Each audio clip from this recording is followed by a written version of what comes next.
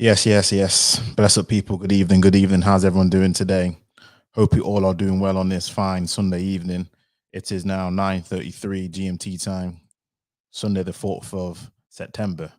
Boy, I'm telling you, man, summer's come and almost gone. I think it's like 22nd of September when it comes to autumn, but that's all right though. I do like it. I'm not gonna lie to you when it gets a little bit less warm, even though we don't get that many warm days and warm weathers over here. But yeah, when it gets this time of the year, I don't actually mind it. A lot of people seem to hate it.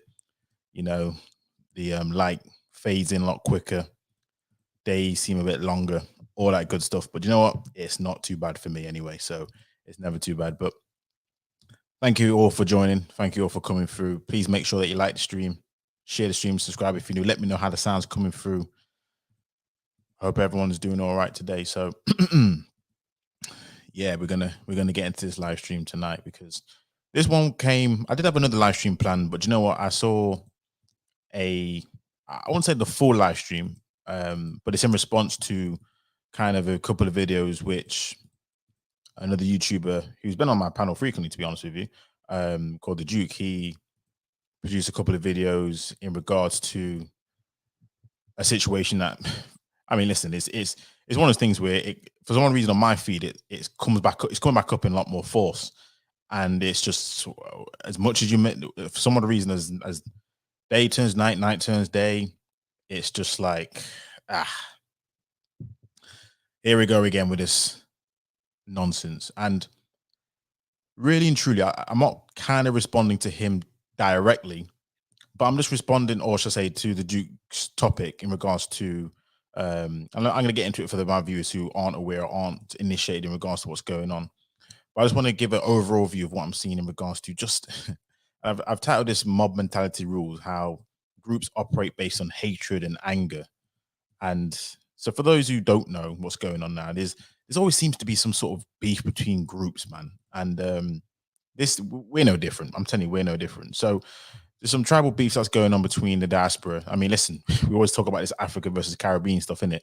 This is the same type of situation between blacks in the US who call themselves Foundational Black Americans, FBA or ADOS, American Descendants of Slaves, versus everyone else who's over there who seems to be apparently an issue.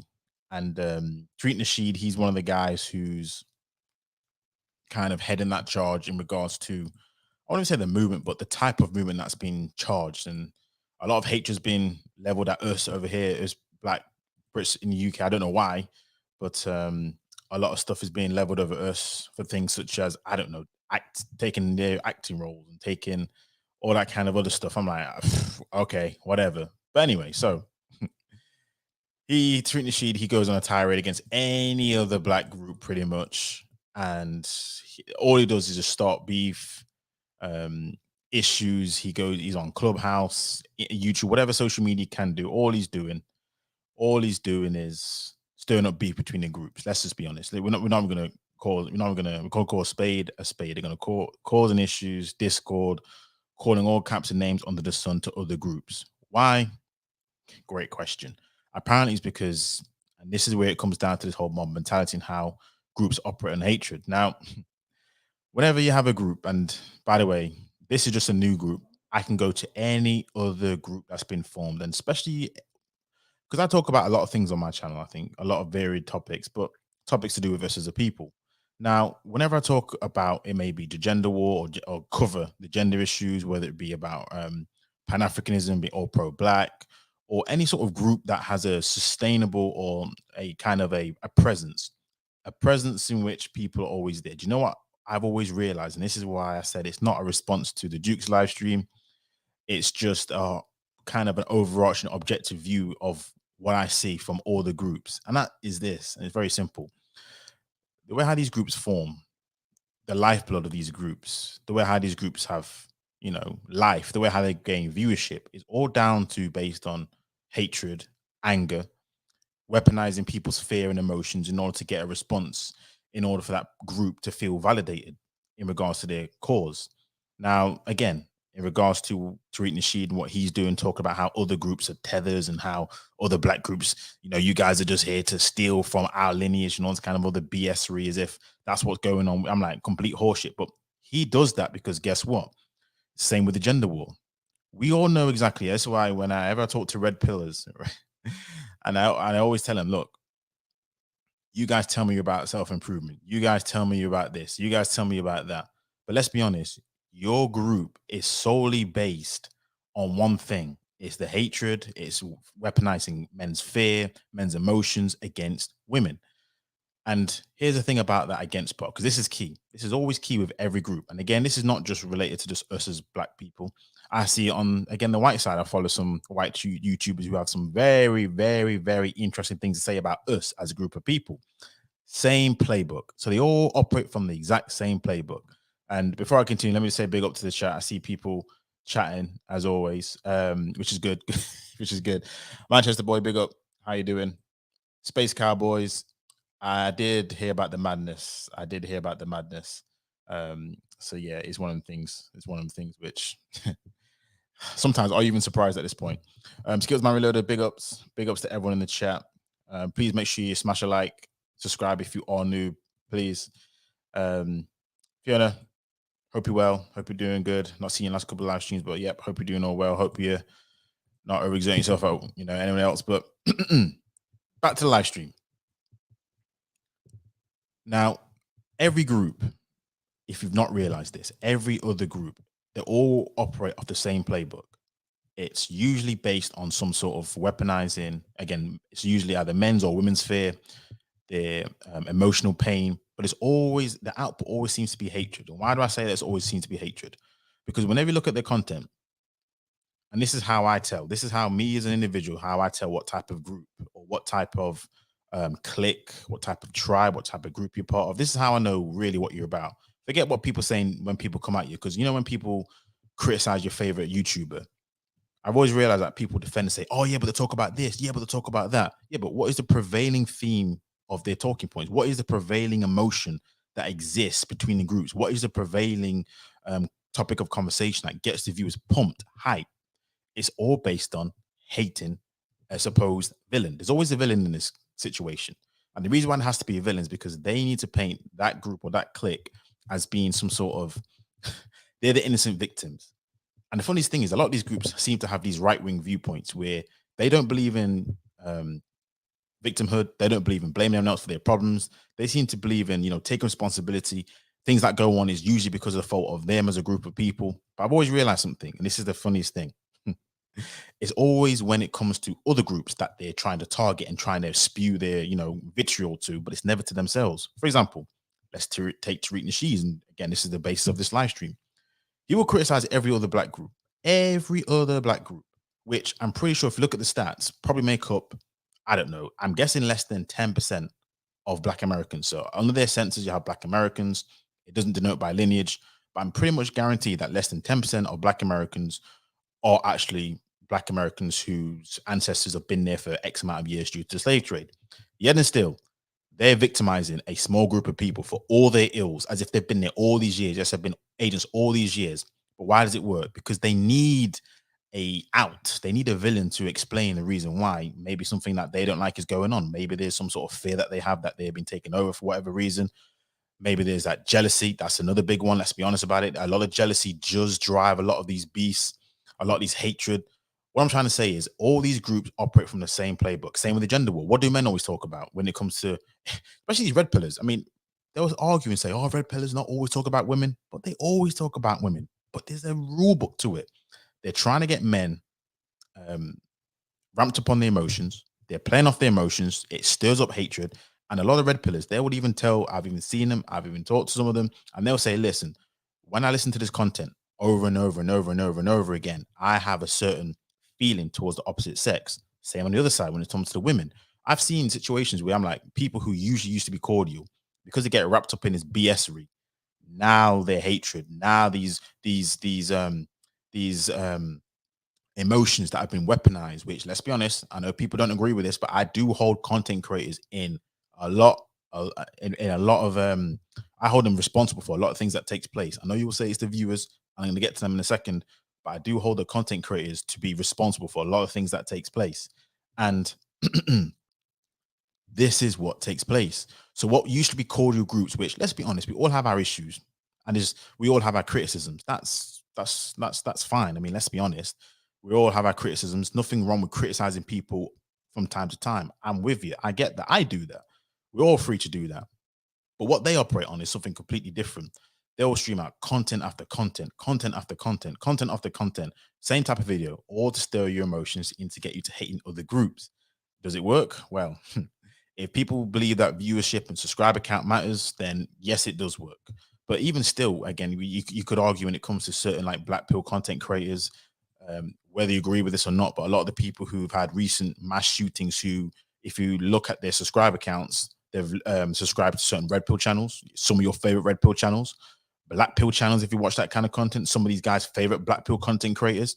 Now, of course, again, at this point, all the people seem to be like, oh, it's not their fault. It's not the content creator's fault. It's the individual's fault. Okay. Okay. I disagree with a lot of that, but okay.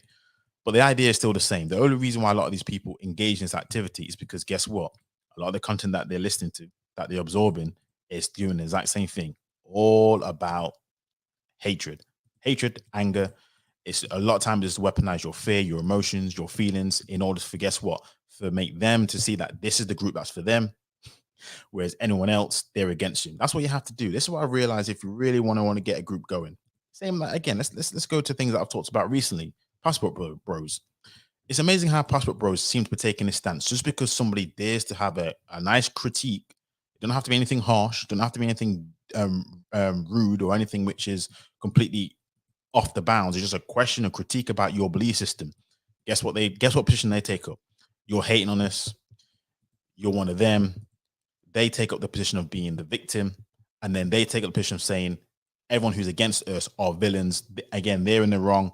And then whatever ad hominem attacks that they use, you name it. Here they come, here they come, here they come, here they come. And this is exactly when I listened to that live stream. I've linked obviously the Duke's channel so you can look at his views or look at his last two videos, which again outlines his views. I didn't watch all of it. So the Duke, if you are listening to his back, I didn't catch all of it, but I caught enough to know exactly what you feel. And my only response is this. I don't disagree. I mean, again, for whatever reason, Tariq Nasheed, who used to be, this is the funniest thing as well, which it's always interesting looking at the evolution of certain peoples. He used to be more pro-black. He used to be on the I don't know if it's Pan-Africanist side. He used to team up with Dr. Umar Johnson. He even talked about the Haiti's revolution, and he credited that for how the civil rights movement spread across into the US, basically from the Caribbean to the US, because Haiti was the first independent African nation, the first ever, and how that was a springboard for the rest of the Caribbean. Then from the Caribbean, it springboarded into the US, and it's just like all that stuff that he talked about. It's just completely been swept aside. All that kind of kumbaya, all that togetherness has just been swept aside. As to the reason why, I've got zero clue. Did he have, I don't know, did he get some bad food from one of us? Did he get some sort of, I don't know, he got shoulder bumps and someone didn't say sorry? I have no idea what the evolution was. I don't follow him that closely, but all I know is this. Now his group is all based on divide and conquer. And people would argue, yeah, but they're just trying to create their own, establish their own group. I'm like, that's fine. But when it comes to hating other groups, when it comes to content just completely spewing all negativity, that's where it becomes, again, I know exactly where you stand. It's got nothing to do with saying, I want to be for our people. It's always about, I'm against that other group. Therefore, I'm for my group. There's a massive difference. And this is where, again, when it comes to all groups, when I look at red pill channels, pink pill channels, it's all based on the same philosophy. It's, you must follow this because the other group fill in the blank. They're inadequate. They don't build. They're not feminine. They're not this. It's always some sort of inadequacy. It's always some sort of something that stirs the emotion of, yes, they're inadequate. It's nothing to do with you. You're not the problem. Even though you may be not what you say you are, may not be the perfect 10 that you think you are. You may be all this kind of horrible, rude, and disgusting things yourself. But nope, it's not your fault. It's the other group's fault. And this is how it all unfolds. And this is what I see from my people, bro. I don't know if anyone's caught it, but most of our groups, most of it always seems to come from some sort of pain. Now granted, I try and be fair. I try and be, objective when I talk as much as I can do. But I know a lot of our groups, they stem from pain. We've gone through trauma. So a lot of these things, it starts from the pain and the trauma that we've experienced, whether it be, again, slavery, colonization, whether it be any sort of racial discrimination. So I get that. I do get that.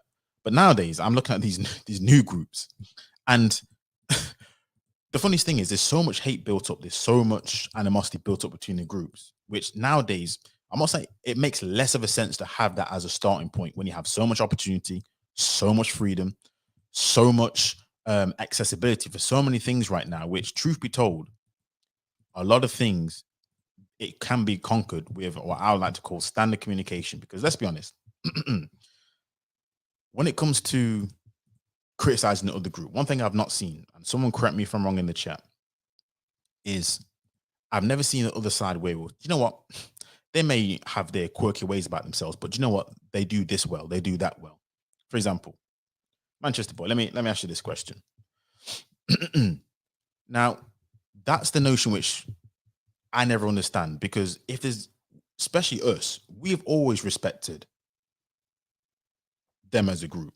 And this idea of disrespect is where I'm getting a little bit confused about, because, and this is where it could come into a juvenile who hit who first, who said what, who what first. Because I've heard, like, when Haitians came over there, they were trying to just do what they needed to do. This was back in the 80s, and Haitians were called by Black Americans to be, very disrespectful terms. So now, did Black Americans strike first, or did Haitians strike first? Because again, according to Haitians, they were, to be called Haitian back in the day was like a diss. It was like the worst form of black you could ever be called.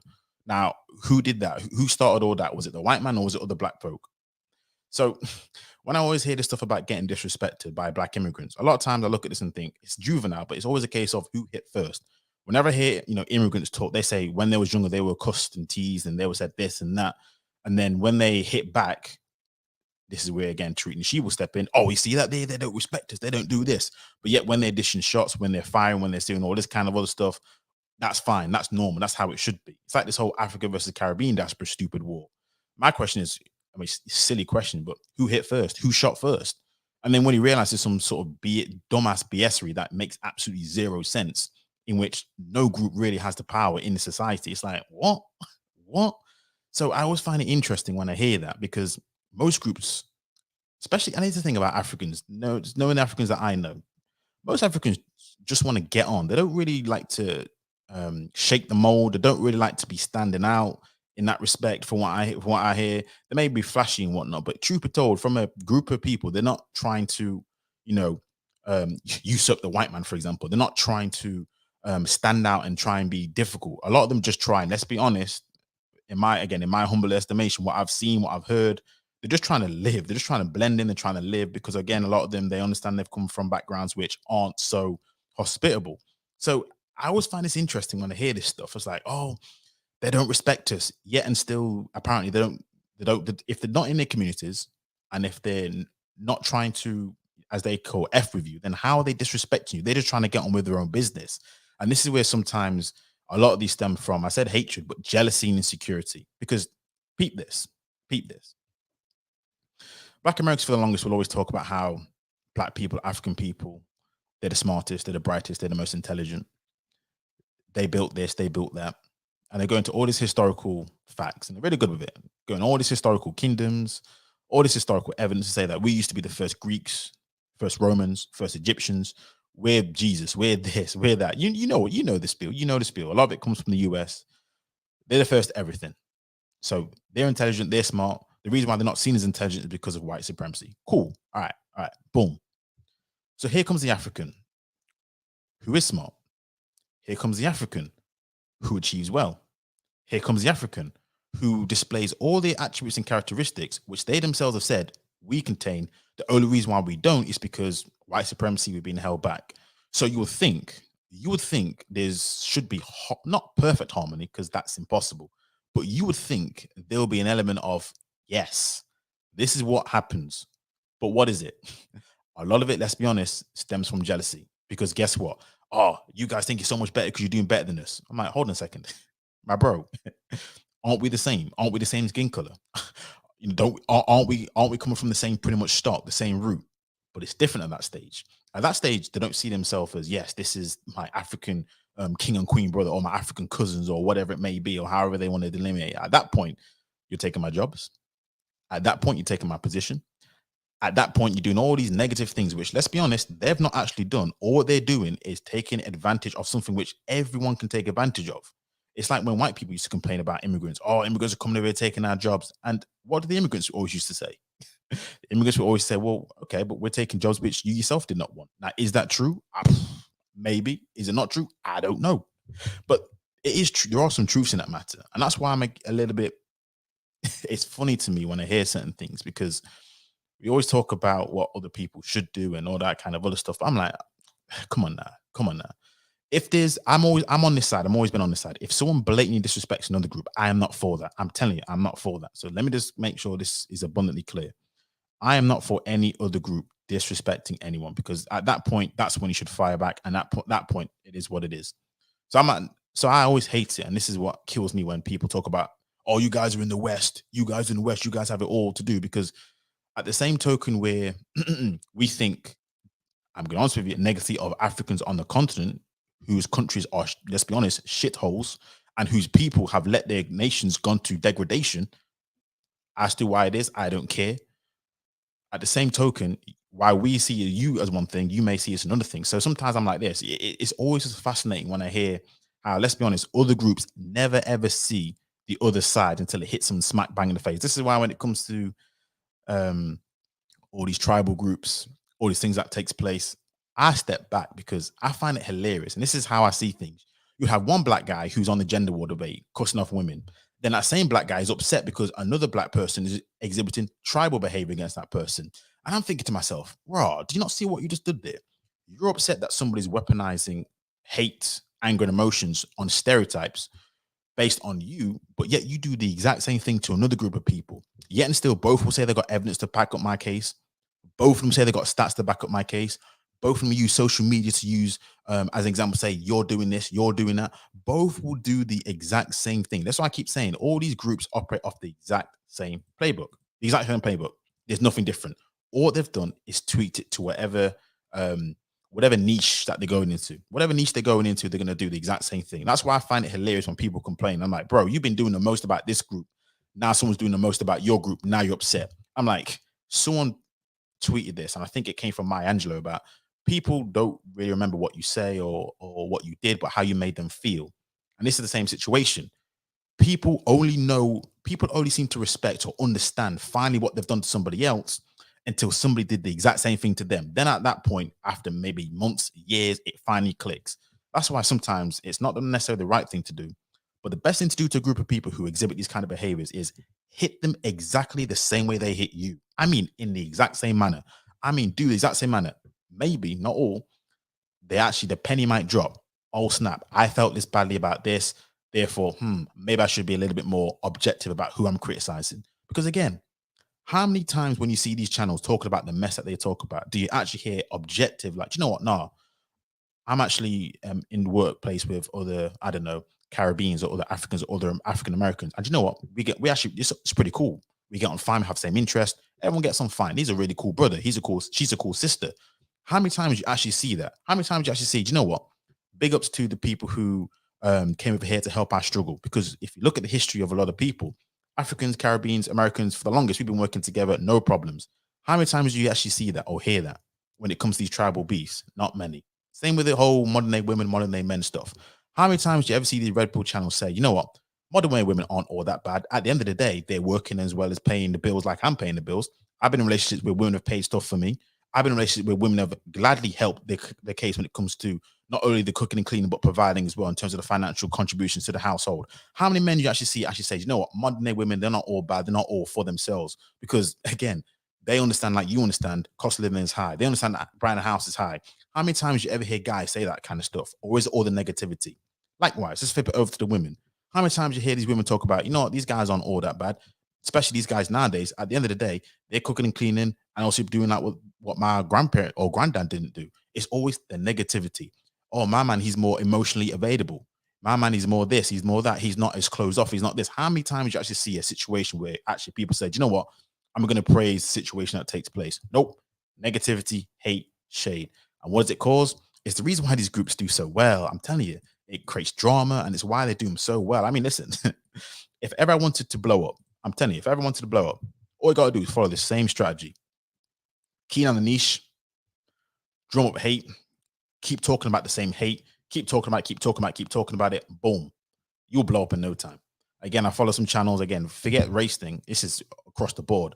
when it comes to my favorite channel at the moment, if I'll be honest with you, History Debunked. Again, I'll be honest with you, low key classic channel, man.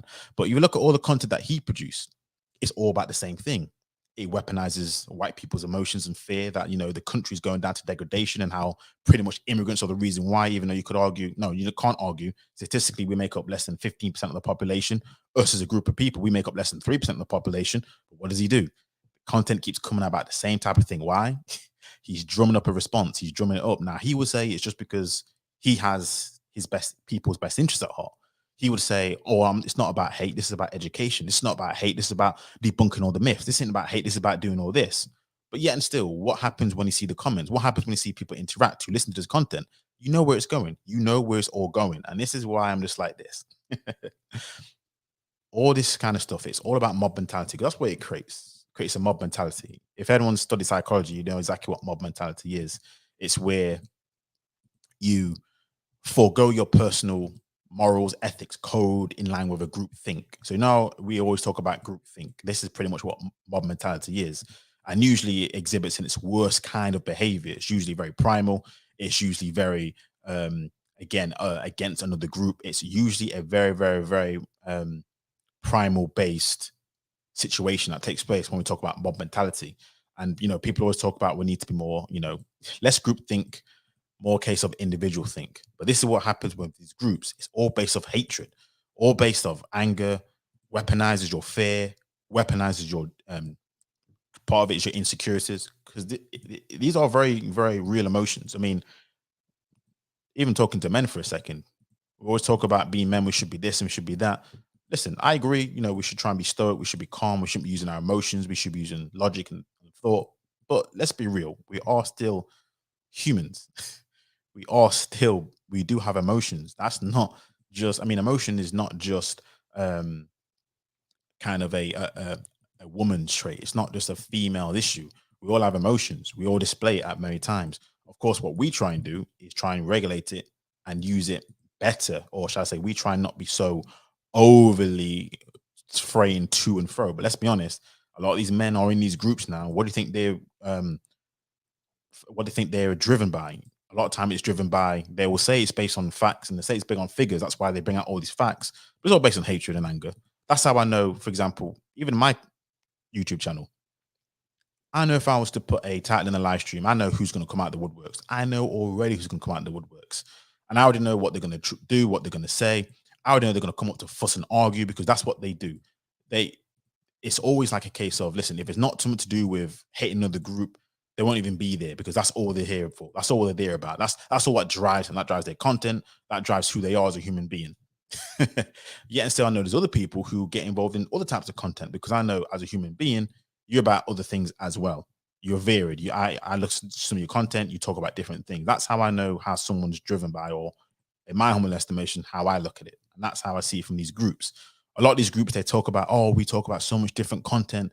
You just lies, you're just trying to besmirch us. You're just trying to smear us. We're trying to be about us. Yet and still, every pretty much damn near content that they upload, all the most popular views, but everything that they cater towards, and this is a content strategy now, let's be honest, is towards the same negativity all the time. Because at the end of the day, that's what drives. Negativity drives, hatred drives, and then again, based on the jealousies, insecurities. And that's how I saw when I peeped to do your stream. When I looked at it from a sort of a high level view, when I thought to myself, yeah, I could talk about Tariq Nasheed and how much of a pussy all he is, and how all the things that he talks about, he's just pretty much a hypocrite, and how all he's doing is hustling his own people, and how a lot of things that he talks about, I'm like, he just shows one side just to skew the narrative, just to prove a point.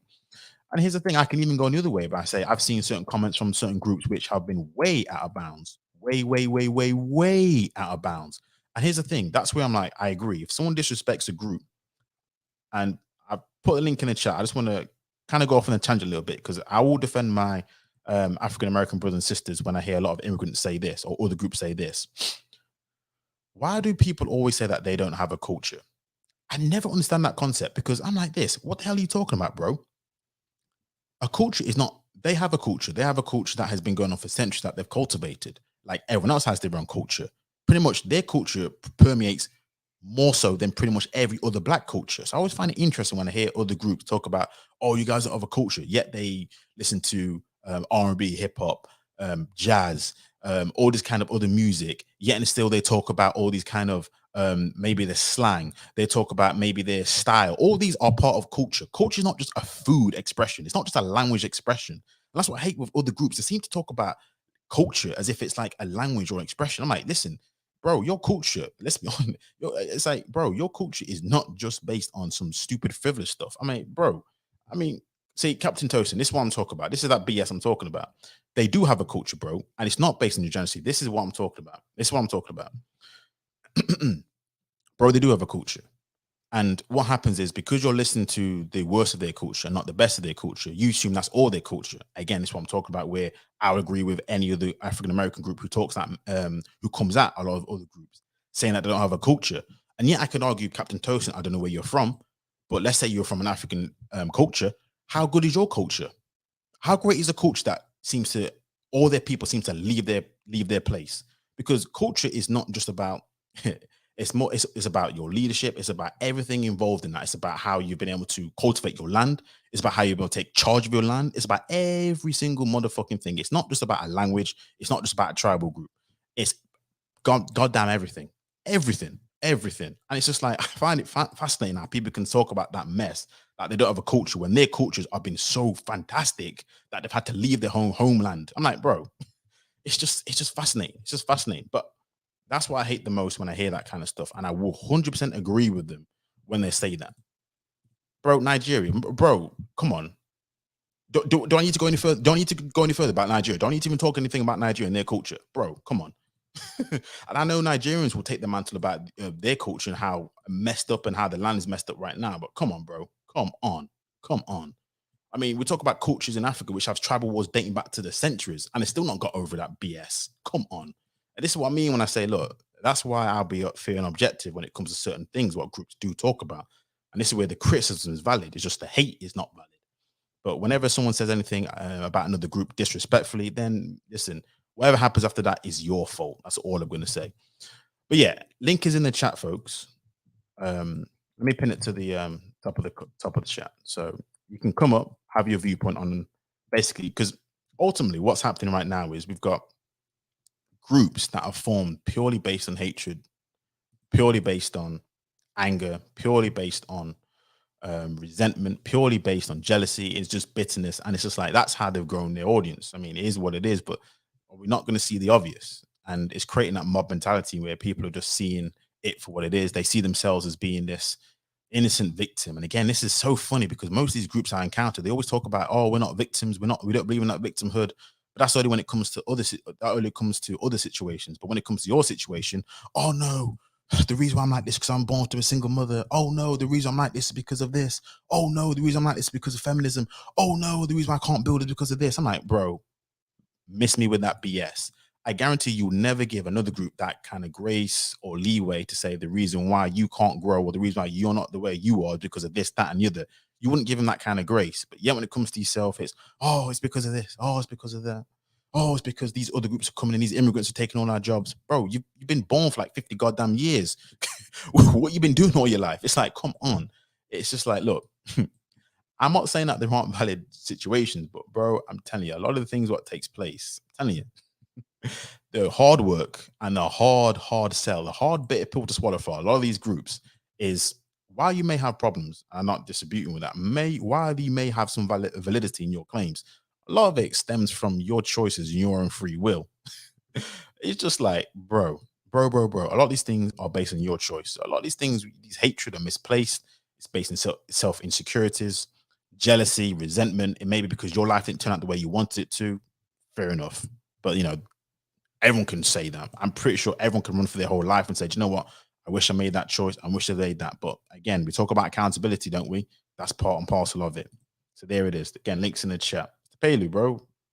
I say good evening, boss. Good evening. Good evening. Yes, evening out here. How y'all doing? Yeah, it looks nice and beautiful outside. No lie, no lie. Yep. I'm in Georgetown. Oh wait, let me see. Can you hear me? Yeah, I'm in Georgetown, D.C. This is Georgetown. This is the opposite side of where I live, though. This is the opposite side of town. That's where I work at. This is the opposite side. This the white area. I mean, it's not really white, but it's like mixed area. This is the rich area. It's called Georgetown.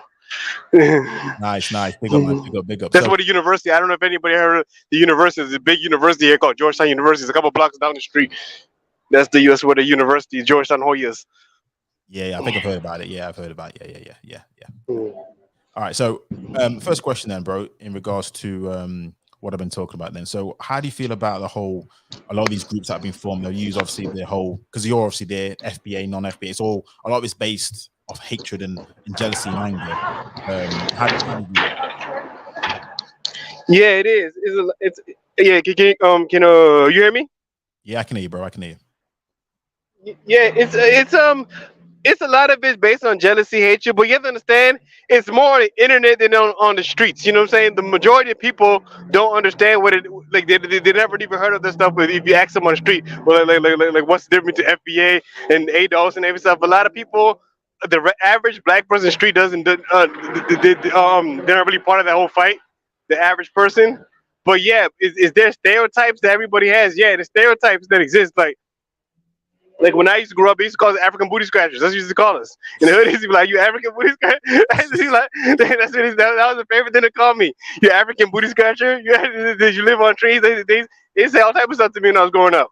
You know, because I grew up predominantly. Almost everybody was FBA. Oh, and I want to make a correction. You said it's only 10% of FBA of blacks in America are less. FBA. I said like less than 10%. I said like it can't be anything more than 10%. So less than 10%. Okay, less 10% of who? The general population or Black America? The Black American. No. The vast majority of Black Americans are descendants of the direct descendants of the slaves So that have been here. The vast majority. Yeah. So that means it's less than 10% of the Black American population are non-FBA. Then, so that's right. Then, isn't it? It's like what 3% probably. I'm sorry. Okay, I misheard you because I was thinking trying to say less than 10% is FBA. No, No. Sorry, the other way around. I mean, less than 10% are non-FBA. Probably like 3% of you guys are like African, Caribbean, etc., etc. I bet you. I don't know if you know. What you mean?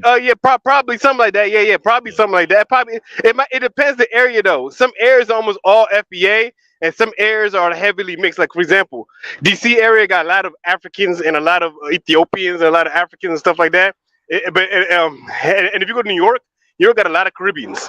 New York got a lot of Caribbeans. And Florida as well. Florida as well, yeah. So it depends. It depends the area too. But yeah, for the vast majority of Black America is FBA. Yeah, it's probably like less than 10%. Less than 10%. If you had all the states put together, about maybe 10% of blacks are not FBA. Maybe probably like that. Yeah. So let me ask you this then, Mr. Pelu. Then, so why is this internet thing even an issue then? Because again, it's like gender wars. It's like I think the gender war, a lot of it is online, which it may be. Why do you think there's even an issue then on the internet? Is it just based on hustling? Because there's an audience. Because there's an audience. Okay. Because they found an audience. There's all this period. They capitalize on niches that they weren't able to capitalize on before. And audiences that they weren't able to capitalize on before. Now, here's what I was going to say, because there's been big people who are talking about this kind of stuff. Like, for example, like Tariq Nasheed, he's quite popular over there. I think a lot of people know who Tariq Nasheed is, right? Over there. Yeah. I mean, to a certain extent, but even him, not everybody know who he is. Not like if you go around asking every black person, like not everyone gonna know who he is. Like maybe like 1 out of 4 or 5 might know who he is, and that's pushing it. Not everybody knows who he is. He's popular with a niche. You understand? With the internet, you're able to reach a lot of people. So you might be got an internet to reach. You might have 1 million people watching his videos, but that's the only people who are gonna know who he's talking to, who knows who he is. You know what I'm saying? This is how the internet is. With internet things, because the internet, you could have a sector where you're really popular, but then outside that sector, nobody knows who you are. So that's how Tariq Nasheed is. Like Tariq Nasheed is not a household name in America. He's not a household name, but there's a sector of people who know who he is, but he's not a household name. No, that's fair. Because I know he did. Again, he worked with Dr. Umar Johnson, so I think there's quite a bit of, at least I suppose in that sector, he's obviously well known. But I suppose the reason I'm asking is just because we talk about influence, and a lot of people I've heard respond to some of the stuff that him and Yvette Carnell has been going on, because I've heard Idris Elba respond to the criticisms. I've heard like actors respond to the criticisms of almost we're taking immigrants' jobs. So or my question really is how how niche is this really in reality? Is it a case of it's hidden, or is it a case of, again, you work with a lot of FBAs, is it just all daps, all love, there's not really much issues at all, even though you have these internet garbage going on? No. There is there is cultural divide in real life. It is a cultural divide. It is a cultural divide. I tell you, Yeah. now I work with the FBAs. I live with FBAs. Most people I've been with in my life is FBAs. FBAs is the girls. That's the girls I'm mostly with. Everything around me is mostly FBA. But there is a culture clash. It definitely is a culture clash. Is there a real life culture clash in the streets? Yes, there's a culture clash. It's not the same. It's not as articulated as it is on the internet. But it's a culture clash. Yeah, between Caribbeans, Africans, African Americans, there's definitely a culture clash. Like everybody have their stereotypes of each other, and then there's a culture clash. Yeah, but most parts it doesn't really boil over. It just mainly just like everyday stereotypes, but it doesn't boil over as much as how the internet will make you think it does. No, I hear you, because over here, just to give you some context, there's a lot of streams about Africa versus the Caribbean, and even I'll say this: when, depending where you were, kids used to have that beef, but now the younger generation, they're like, we don't have that kind of beef. So a lot of younger generation, they don't have that issue. But I suppose the only reason I'm getting to that is because we don't constantly stir up hate. There's no one on here that I know over here that's stirring up any anti-Caribbean hate or anti-African hate. For the most part, we're trying to harmonize. Whereas over there, I'm seeing a bit of difference where, again, we have the reparations bid, all these things. To me, I'm just like, is that, could that be cause for what's the word, more division, if you like, because of those type of things? And then it's going to be who claims it, and then ultimately these conversation again that's on the internet then becomes more mainstream in a more articulated way, I would say, though. I mean, yeah, but then look, you see, you have to understand it's two forces though. You have your Yvette Carnels and them type, right? Who's Yeah, and that's how Yvette Carnel's been for a minute, right? They have her type, but then you have the Pan African type. So it's balanced in a way. It's balanced. You have them who try to stir, but then you have, and it's not even balanced. I think it's more Pan Africans than not Pan African. There's more people who have a pro Pan African view in the Black America than it is to have this FBA ADOS against everybody view. That's the majority of the views. Don't get me wrong. There's certain people that are stronger on it. Like for example, like you have people like the Hebrew Israelites, like oh some yeah, Hebrew yeah. Israelite groups. They're very anti African, very African, anti-African. but Yeah, then there's also Hebrew Israelites groups that are very pro African, because you have one called the African Hebrew Israelites who eat vegan. Like for example, we have they only the African Hebrew. They call them the African Hebrew Israelites, but they're an ADOS group, right? But they call them the African Hebrew Israelites, and they're vegan. They got a whole vegan one, and then they have a bunch of vegan soul food, but they're very pro African. They're more Pan African. But then you have like the anti African Hebrew Israelite groups. So it all depends. So it's a mixed bag. But I think there's more people who think, because at the end of the day in America, when you black, you just black. It's just kind of how it is. And so it's like more people follow the unified black card than the divided black card. More yeah. people. I'm not, but it is people who follow the divided black card, but more people follow the unified black card than the divided black card. No, I hear you, bro. And so taking it a bit more high level, taking it back from this particular conversation and just in general, then, in your opinion, do you think that people more glean towards groups that exude hatred? Let me try and be a little bit more careful with my words here. That at least will almost paint villains of the piece. Like, for example, again, Pan-Africanism, people, pro-black people say you kind of hate the white man. When it comes to, if you're red pill, you kind of have a viewpoints towards modern day women. You see what I mean? There's always seems to be like a Yeah, villain. yeah, It's yeah. more drawn to that hatred as opposed to like love, for example, or Yes, bringing people yes, together. yes, definitely, definitely. That's definitely the case. It's always been the case. It's always been the case, because even in the civil rights movement, you had a Nation of Islam saying all the white people were devils.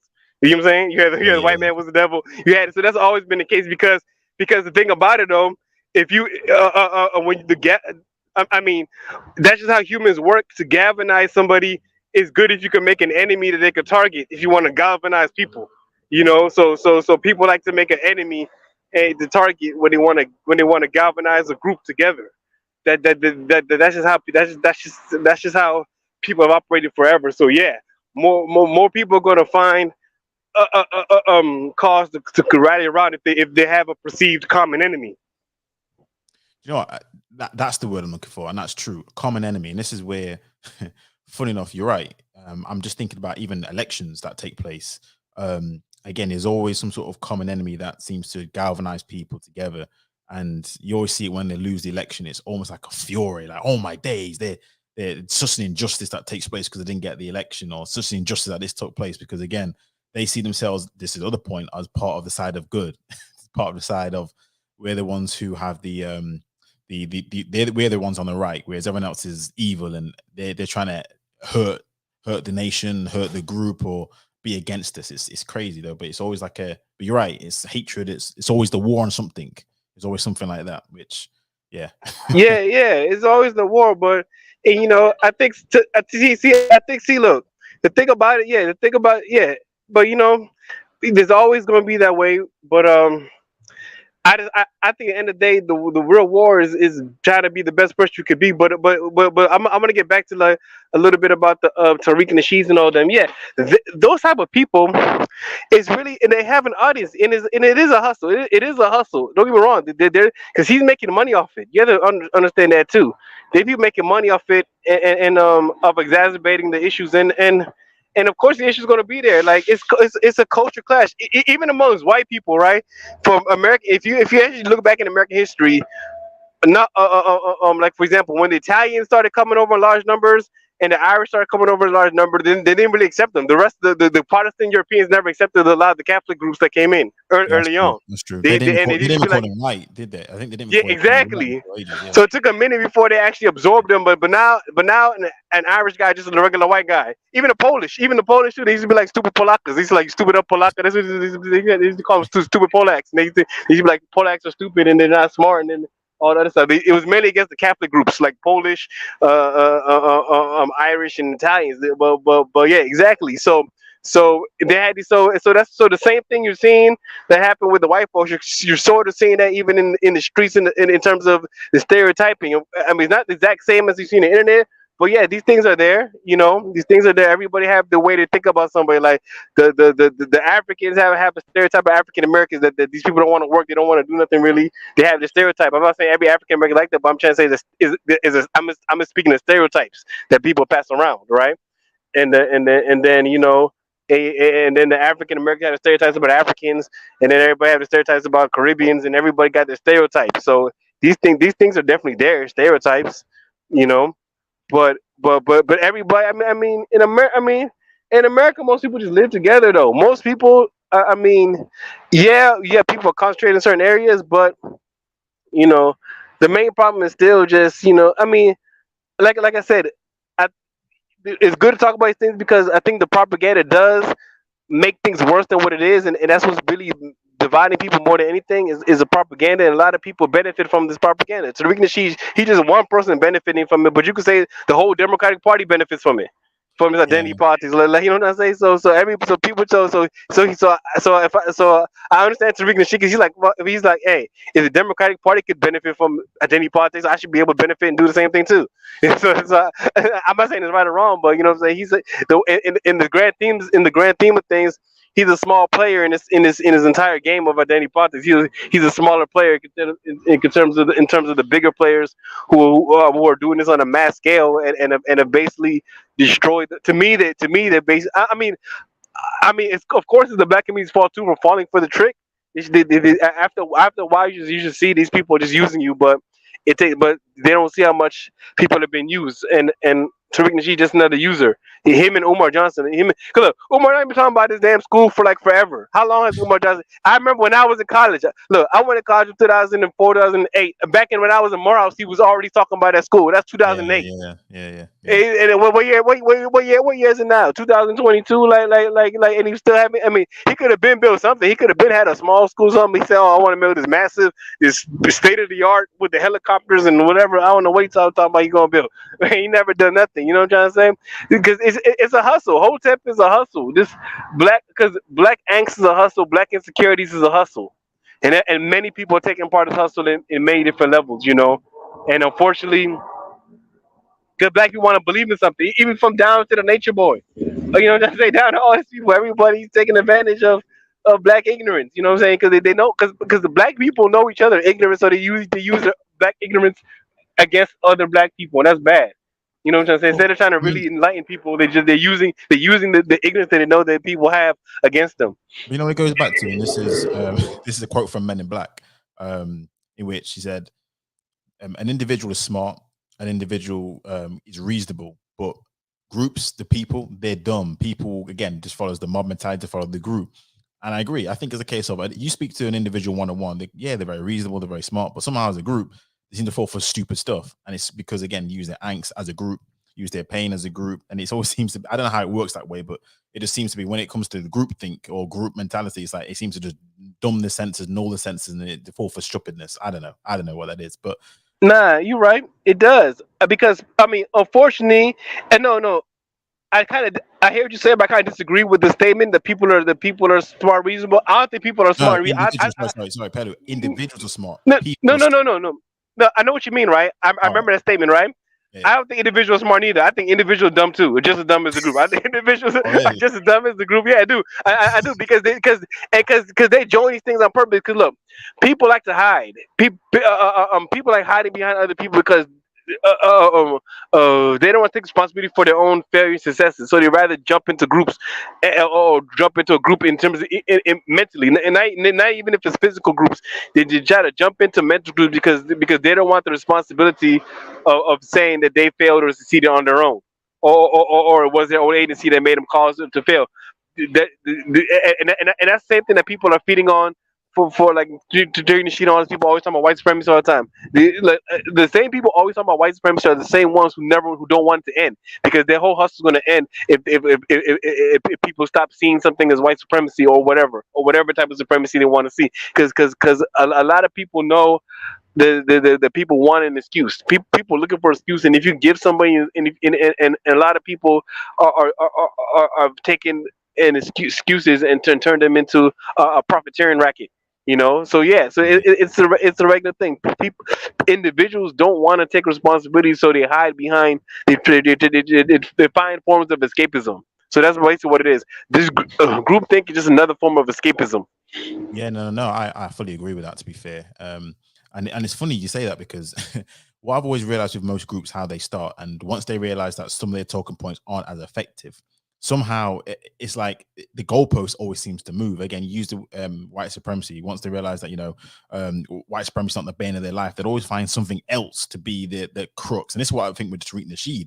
Because originally he was talking about white supremacy. I don't know if you followed his history, but he was talking about white supremacy, and then for some odd reason now it's turned into a bit almost like um black foreign groups supremacy, and it's just like and I'm like, is it because, and this is part of the whole, maybe there's I don't know why he would be because he's a successful brother, but is it insecurity from groups that they think that another group is taking their spot, or is it because of their inadequacies that they think that they are? I never get it. It's like it's No, just because it is it's a fact because it's like this. The African groups that come here, they're not as indoctrinated as the African Americans. See, the African Americans have been indoctrinated for like generations in America, from at least since the '60s. They've been indoctrinated to think one way, and it's not helping them. You know, they've been indoctrinated. So what's happening when these people are coming from foreign countries? They're coming with less indoctrination, and the way to look at it is like, oh, I'm coming here, I got to make this happen. Don't get me wrong, not all of them are like that. Some of them are failing, right? But a lot of them are like, you know what? I came from a messed up situation wherever I was from in Africa or wherever I was from. Let me make something out of my life, and they don't pay attention to a lot of the nonsense. But unfortunately, the African Americans they're so propagandized that it blocks them from seeing the opportunities. You know now what I'm is saying? A that lot of people, is the that a bit of a propaganda is stereotype? blocking them from seeing things. Yeah, I definitely hear that. But is that a bit of a stereotype too? Because again, once you're dealing with a host population, you're gonna have their middle class, upper class, and their lower class. Now, is it because you only focus on the lower ones, whereas because obviously the immigrants are a small subset, and America has a tough policy on who they let in. So, is it just a small subset of a group against a larger group? And it's like, are you really comparing apples to apples at that point? No, no, no, no, no, no, no, no, not necessarily because even if you look at it, no, it's hard to say. Cause look, um, because nah, because no matter how you slice it, if you're an it's about living in America. It's about living in America and and being able to capitalize on the situation. Unfortunately, is a disproportionate amount of African Americans who are not capitalizing on their economy. Like I'm gonna give you an example. In DC here, right? DC is one of the richest cities in America by far. Right. It's one of the richest cities in America. Is the only place richer than the DC area is maybe the Bay. The Bay Area and DC area competing to be the two richest areas regions in America, right? But there's a lot of extreme poverty, and most of it is in the black community. Why?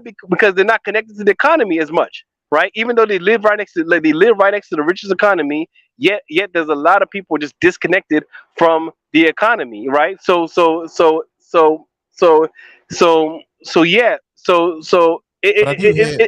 But I do hear stats to say that, I think it's like 55% of black men are in the middle class. I do hear stats like that. You see what I mean? So again, I go, obviously you no, live there, you're more close to it. So. yeah, a lot of African Americans in middle class. I live in a middle class African neighborhood. I Right. mean, African American neighborhood. There's a lot of the middle class, but then right next to us, there's the hood. Right next to us, the Oh ghetto. yeah, I yeah, mean, of course, so of course. it's a mixed bag. I'm not. Okay. I'm not trying to be too scientific. I'm just trying to. I Yeah, am painting broad brushes. You're right. I am painting broad brushes. And if I want to get specific, you have to go to specific things and a lot of different factors. But and yeah, and if you want to get more specific about African black immigrants who come here, yeah, the average black immigrant who comes here is not the average black person living in Africa. You understand? yeah, Because yeah. the average black immigrant comes here is more educated than the average person in Africa. Like for example, if I'm from some village in Sierra Leone and I'm illiterate, it's hard for me to come. Facts, It's facts. hard for me to make it in Exactly. America. Like what am I Yeah. gonna do trying to come to America? I'm from an illiterate village in Sierra Leone somewhere. You know what I'm saying? You So won't even be so on the plane. You wouldn't be on the plane. So it's like, yeah, I wouldn't even make it on the plane. yeah, yeah. So And this, so this so, is what I so mean this is what I mean when I say, are we comparing apples to apples, or is it apples to oranges? Because truth be told, you have to be quite unique to leave your country and go to another country. You know what I mean?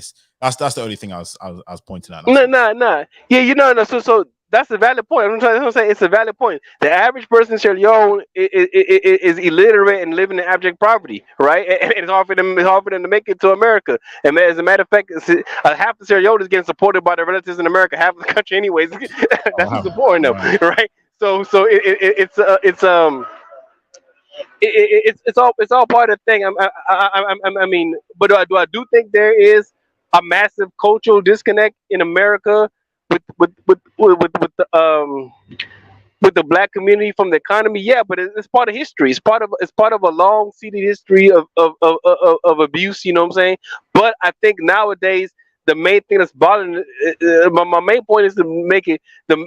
I think nowadays the structural racism is not as much as the propaganda is, and the propaganda is way more of a hindrance than the actual structural racism to me. I think the propaganda is way more of a hindrance and more of a blockage of people seeing their what they have available to them.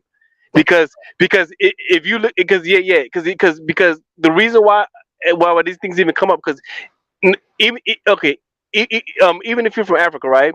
Let's say you come here. Yeah, I'm saying I know the average African is not coming here, but the ones who come here, right? The, the ones who could read and write in America, just by going to school, everybody gets a free school. Like that's not even in Africa. Everybody already gets to be able to read and write. Even the homeless crackheads are literate. You know what I'm saying? Most homeless crackheads in America are literate. You know, and they can do basic math, right? Almost everybody, right? There's no one is. Don't get me wrong. There's some people kind of illiterate. There's some people. Don't get me wrong. There's some people. There's some rare exceptions. You're gonna find some illiterate guys in America, especially in certain cities. But it's still rare. It's still rare as hell. Even in the worst ghetto, almost everybody is literate. You know what I'm saying? Yeah, yeah. There's some who's not. Don't get me wrong. There's some who fall through the cracks. Who can't really, because I used to know some. Like I knew a couple illiterate people growing up. straight up American, African Americans, they was literate, right? You couldn't read. I remember I used to read for them in the mall. We used to go to the mall. I used to read for them. They used trying to get go, but they used to be in the streets though, but they couldn't read. They were trying to get go. They didn't know what the stuff. But anyway, but yeah, the average person here is.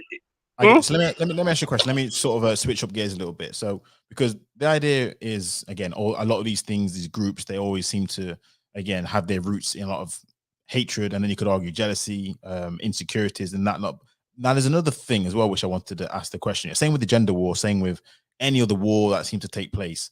Is there a situation where why does it seem like they seem to want to be able to almost hit down? I don't know if that makes sense. If that makes sense, because like, why would any other group, for example, if I take the gender war, men will always say to me, "Men are stronger, men are faster, men are better, men build, men do this." That's always been the war.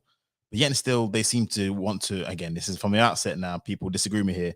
There always seems to be that hitting down of somebody who's lesser than you. I mean, does that make any sense to you? What is that root? Yeah. It does make sense. It happens all the time. It's scapegoating. You want somebody who's weaker than you to scapegoat. Like, for example, I'm gonna give you the perfect example that's been a scapegoat in Western history for the longest time. The Jews, right? Why does everybody scapegoat Jews? Because Jews are usually a smaller minority than everybody else. But they're powerful, though. They are powerful. So numbers, but they're small. They're powerful. But they're small. You're saying they're powerful, but they're small. They're like how much percentage of everywhere does a Jew would live at? How much percentage is Jews? Like even America that has a big Jewish population, there's still a small percentage of the population. And America has a relatively big Jewish population, and there's still there's I don't know how much percent there is. I know they're not no more than 3% of America probably. You know what I'm saying? So it's like people look for scapegoats who can't destroy them back. You know they can. But you know, when you brought up the Jews, that's why I was a bit interested by that, because the Jews are ones which famously have power to strike back. I mean, they do, but they don't. They can't strike back as much as they can, as if anybody like. I mean, if you were trying to blame someone like for example, because the Jews are smaller and noticeably different. You know what I'm saying? That's one of the few people that are smaller and noticeably different. Okay, let me give you an example.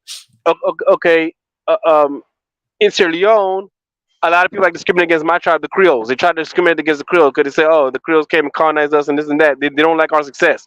Well, so if you're smaller, you have success. What's other reasons? Size, success, and just being different. I mean, but punching down, I think is. I mean, because look, okay, who punches a stronger people than they are? Like for example, you're not gonna find like what example of a noticeably stronger people? Okay, who? What about white people? What about how we black people trying to I mean, I don't know if it's punch up, but they're trying to the war again, white supremacy, critical race theory. What would you call that example of punching up? Yeah. That'll be a punch. That'll be a. But see, a lot of that's propaganda, though. Critical race theory. A lot of critical race theory is propaganda. It's propaganda. I think it's propaganda. Maybe. But like you said, and this is a true point you said. A lot of these things are driven by propaganda of some sort. I mean, that's how it takes hold into it. It's like you need the hatred. That's how it starts everything, and then the propaganda is where they constantly fill your head as if everywhere you turn, someone's out to get you. Everywhere you turn, you're victimized. Everywhere you turn, this person's out to get me. That's part of the propaganda, isn't it? Yeah, and that's terrible. That's black people's biggest problem in America is propaganda. If you erase the propaganda, I think Black America will take off. I think Black America is easy to take off in America because. What about Africa? What about Africans on the continent? Because again, this is where for me, this is where the culture clash comes, and this is where again, from the other side of the point of view, it's a case of because I've heard this claim. I've heard the claim that if white people were in Africa and Africans were in Europe, switch positions, Europe will look like Africa now. And Africa will look like Europe in the terms of prevalence, in terms of people coming over to Europe or the North America. So I don't know. Is that a bit of propaganda? You know what I mean? Is that a bit of propaganda where say it one more time? Say it one more time. Say that one more time. You said if the Europeans move to Africa, there's a school of thought that says if Europeans and Africans switch places, right? If you clicked your hands, and Europeans, white people in Africa, and Africans in Europe, within no time whatsoever, say 10, 20 years, Africa will look like Europe looks like now. Europe will look like Africa looks like now. I mean, maybe it's a lot of factors though. You understand? Okay, Was that propaganda? I think it's propaganda, but it's a lot of factors. See, you understand? If you take Europeans to Africans, Europe right now is at a position where currently, up until recently, they've had an extreme advantage in social capital in terms of they have a society that's way more developed, right? They got a society that's way more developed with way more technologies, way more everything up until recent time. But now Europe seems to be self-destructing with its own insanity. They're destroying themselves with their own crazy ideologies, and they're bringing themselves down by themselves. I Well, don't even think people it's a again. form. Hmm? I'm in Europe right now, and a lot of them are blaming again foreign entities from destroying their culture. If I be They're honest with blaming them, but they're wrong. I think they're wrong. I think all the whites blaming foreign entities for destroying European culture are dead wrong. I think they're dead wrong. I think the whites have done it to themselves. Did nobody tell the whites to adopt homosexuality, to adopt all this degeneracy, to adopt all this feminism? They didn't come from a foreign place. The foreigners are not doing that. You don't see the foreigners being gay as much unless they come to America and then be gay later.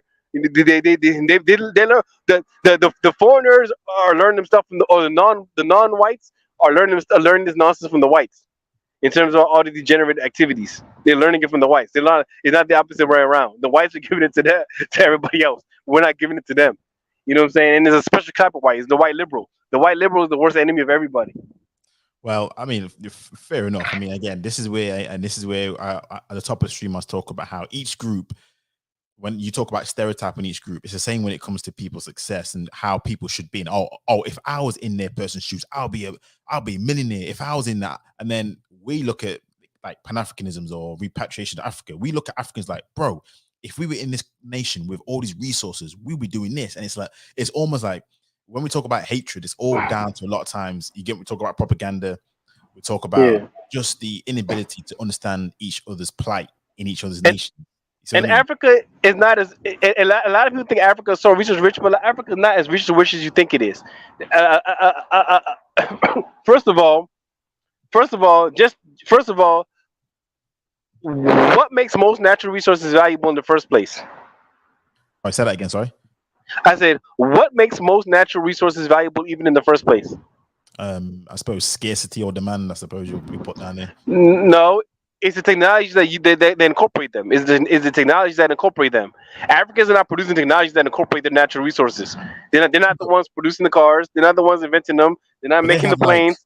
but the natural resources, like they have the element, the cobalt that goes into the phones that's in the Yeah, but Congo. who invented it? But who's more important? The one who went to the phone, or the one who just happens to have cobalt laying around? Well, it depends Who's how more important? this is what I'm gonna ask, this is where I say this, and this is gonna hurt. It depends how savvy and how smart the nation is. If I know I had an important element that would hinder or stop that phone from being created, you better believe I've got you where I want you. But No, unfortunately, because it's they the can other way find around. other sources of cobalt. They can But why, find Africa's not the only source of cobalt in the world.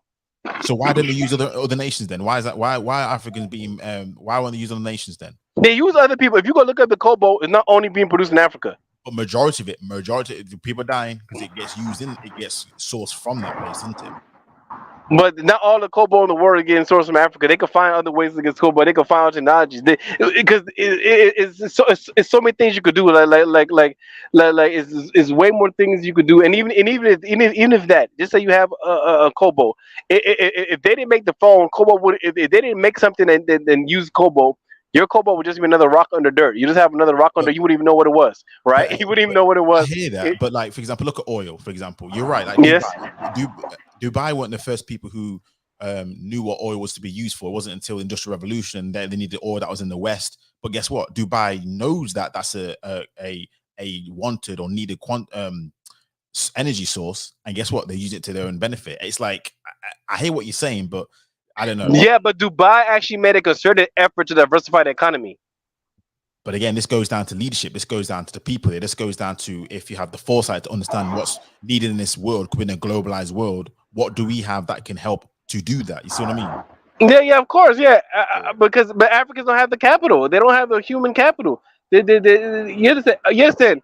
Africa doesn't even have a civilizational understanding of each other. They don't have like you understand? Africa is the one thing that stopped it from developing mostly was its geography. It was separated from the rest of the world by the Sahara, and in Africa itself, it doesn't have that many navigable rivers. And if you go look at Europe and even the farmland, even the stuff, it's not the best. It's not the most hospitable terrain. It's not because if you look at other places, like even America, like you know why America is so rich. One of the reasons why America is always going to be so rich because if you look at its geography, it has a whole rack of farmland. It has the most navigable. It has more navigable rivers than the rest of the world combined. America.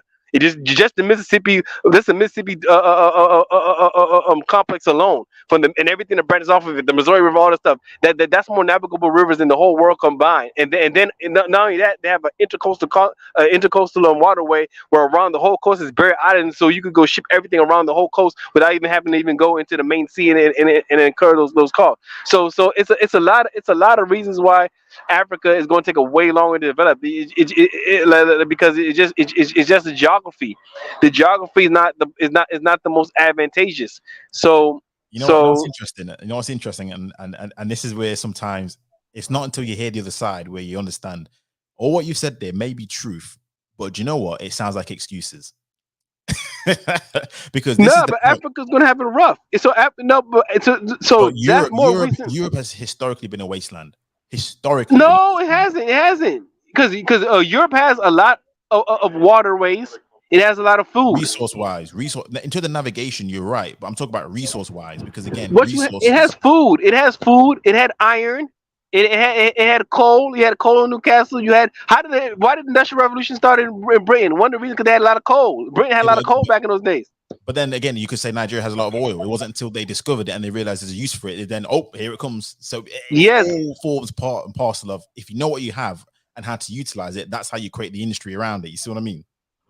uh, it's a lot of factors though. It's a lot of factors. It's a lot of Of factors. course. No, of It's course. so many factors you got to add What I'm trying to into say it. is though, what I'm trying to say ultimately, and it came back to my original point about what would happen had white people been in Africa or in Africa right now and black people been in Europe. The talking point is white people figure a way how to make it work, No, and that is the talking point. That's where it came no, no. from. I don't That's believe what it that was. talking point. I don't believe that talking point. No, no, no, that's fair. That's fair. Hey, hey, I believe if a bunch of if Europeans always lived in Africa, if you put white people always live in Africa, they would have ran around the same problems that the black Africans Well, did. And matter of fact, when it would have been worse because they're white and it's harder for them to live in Africa. They okay, I wouldn't mean even the have made argument it. about South Africa was better before the end of apartheid. But that's Nigeria different was better though. under British rule. No, no, no, no, no, no. That's true, but that's for a whole different reason. That's for a whole different reason. The reason why South Africa was better technologically under apartheid is because the Europeans came with European technology. The Well, Europeans that's true. That's would true. That's true. they wouldn't have developed the technology if they were living in Africa the whole time. It's because Well, they were in Europe. It's because they were in Europe and they benefited from being in Europe that whole time and technological advances that were in Europe. See, look, Europe has the whole Mediterranean. Look, the whole Mediterranean is basically a big old lake that doesn't even have that is not even exposed to the main ocean. So you have commerce that could travel seamlessly throughout that whole basin. You have commerce that could travel seamlessly throughout the whole basin. You have ideas traveling seamlessly throughout that whole basin. seamless. I mean, Mm, they had tribal wars, bro. I mean, again, we're yes, getting to a but deeper the topic trade, point but the about. trade, they could have Oh yeah, trade. yeah, They could trade, have yeah. But they'll have the wars whole. and they'll have tribal issues. You'll have all these. You Of know what I mean? You have course, all that comes along they with it. had wars, but guess what? Okay, for a long time,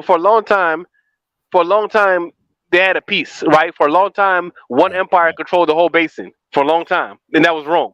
Rome controlled the whole Mediterranean basin for a long ass time. By force though. But go ahead, go ahead. Yeah, okay, but still, that Let, let, let, empire. let, let, let, let me have a go. Evening, why it matters. Evening, evening, evening. Sorry, Yeah, we've I kind agree of with gone Mr. off a little bit off Pelo. topic a little bit. So I'm going to bring it back because I'm not actually the question. Sorry, we're gone off a little topic because I just wanted to. Oh, okay, I because wanted to bring a point this back. is the That's all. part where I came to actually agree with Mr. Pelo as well, to be honest. Yeah, I've gone off topic. Sorry. The reason why I did it is because I wanted to. It was about the groups hating each other and how other groups, when they stereotype each other about you should be doing better here, you should be better there, and then how each group seemed to miss the fact that they've have their own struggles and how Yeah. everyone thinks I'll do better if in a different situation. And that was kind of where I got to it. So that was the only reason why we sort of gone on to this point. Which, by the way, I do want to do a stream fully devoted to that talking point I brought up about had Europeans been in a continent and Africans been in Europe, what would they've been the same outcome? That's one of the things which Yeah. came off that talking point. That's how I got today. So yeah, sorry, Darth, if you come up for that particular reason. Yeah, I came up for that particular point because I know you guys are going back and forth. Usually I'm with you why it matters. I'm usually agreeing, but I think I'm with Mr. Pelo this time. The reason being, yes, he is right. Environment is a factor to play as well. Circumstance is a factor to play as well, and the type of challenges you face are also a circumstance into how you become at the end, into how you become who you are. For instance, if you take environment, the Sahara Desert, yeah, definitely did cut off Africa from, like how Europeans discovered Native Americans and all the Pacific Islanders. You know what I mean? They cut off from all access to information. Yes, they could develop, but they develop within their own means according to the challenges they face, according to the circumstances they face. Now, Oh, I agree. In Africa, you have a situation where there's tropical parts where people didn't really need to do much. Really, there's food is always guaranteed. You understand what I mean? You're not gonna be. It's not like you're hunting woolly mammoths and all that kind of stuff, and then until those animals disappeared. If you want, you don't have to hunt all your animals and kill. You can just grab a fruit from the tree or something. There's always a guarantee of food. But if you want to have meat, you'll have to hunt.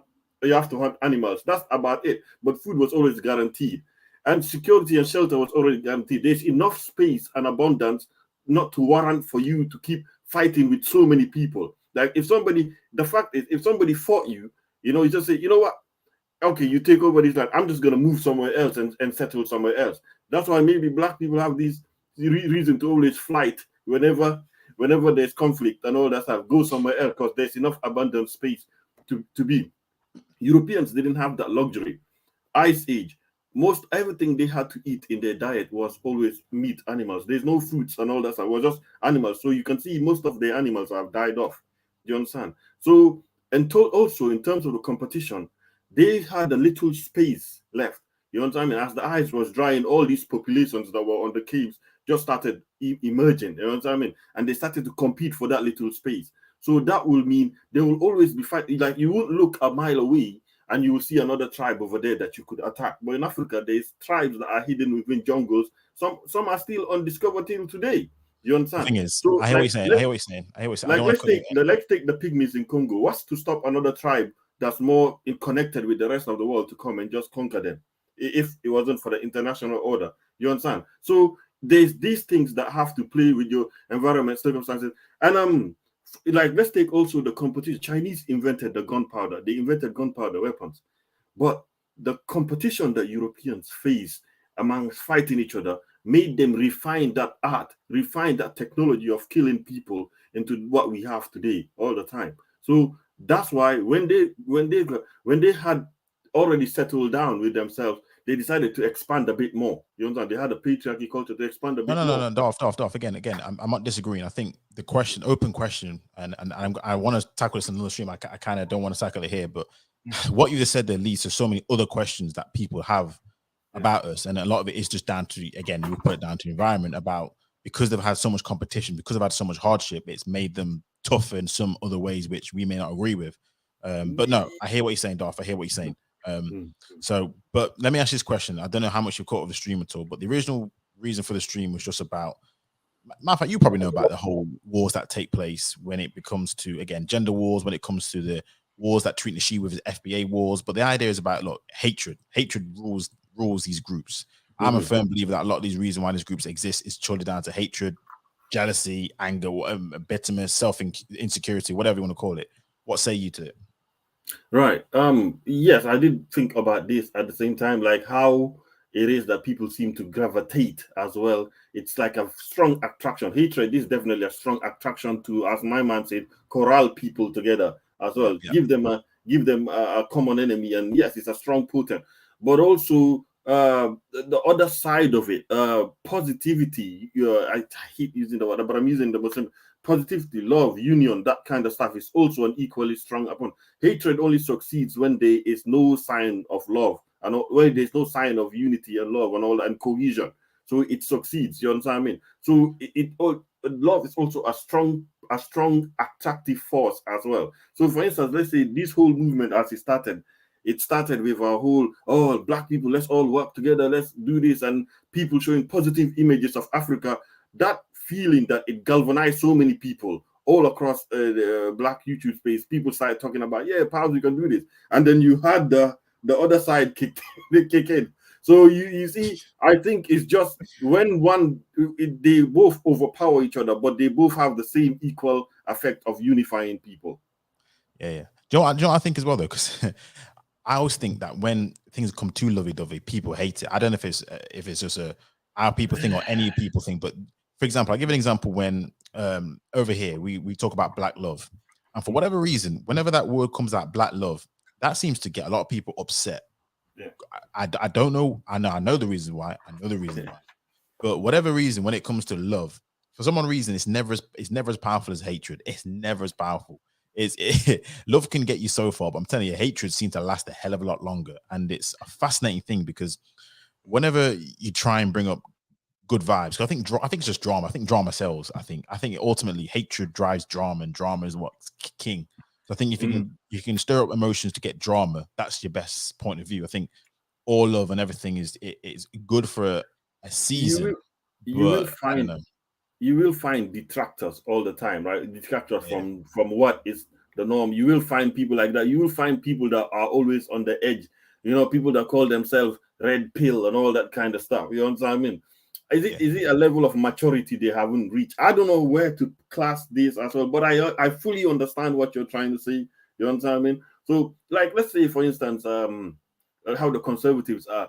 Labor will be more like caring for the people, or the left will be more showing liberals will show they care for the people, and then the right will come with a hard message, say we have to suffer some pains and all that stuff. It's good for us at the end of the day. We have to bring this, and then other people who it may not be good for them, they say, yeah, I think I agree with that. You know what I mean? So it's a bit different. It's a bit strange how to explain that, but yeah, people are definitely attracted to a more to a red pill, but I think equally just the same. They are attracted to um mm, mm, Drama, they are hatred. attracted to drama, but I think the other side of the message, the more softer one, is also just as equally attractive.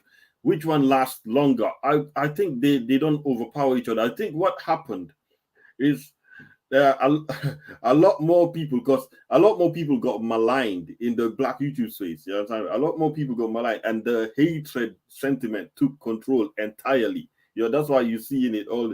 I don't know. I was at that stage, why it matters. I was at that stage when I was teetering around black conservatism and all that kind of stuff. You know what I'm saying? And I kind of matured from that, and I realized, you know what, this is not benefiting me anyway. You understand me? This is not Let for me my ask you a question interest. here. Let me ask you a question because this is where I kind of because I consider myself more center, Hmm. maybe center left and center right. A lot of times because I think it's during especially the BLM stuff, a lot of black conservatives Hmm. took the position of an Telling you. adversary, where I'm I get telling what you. they were saying.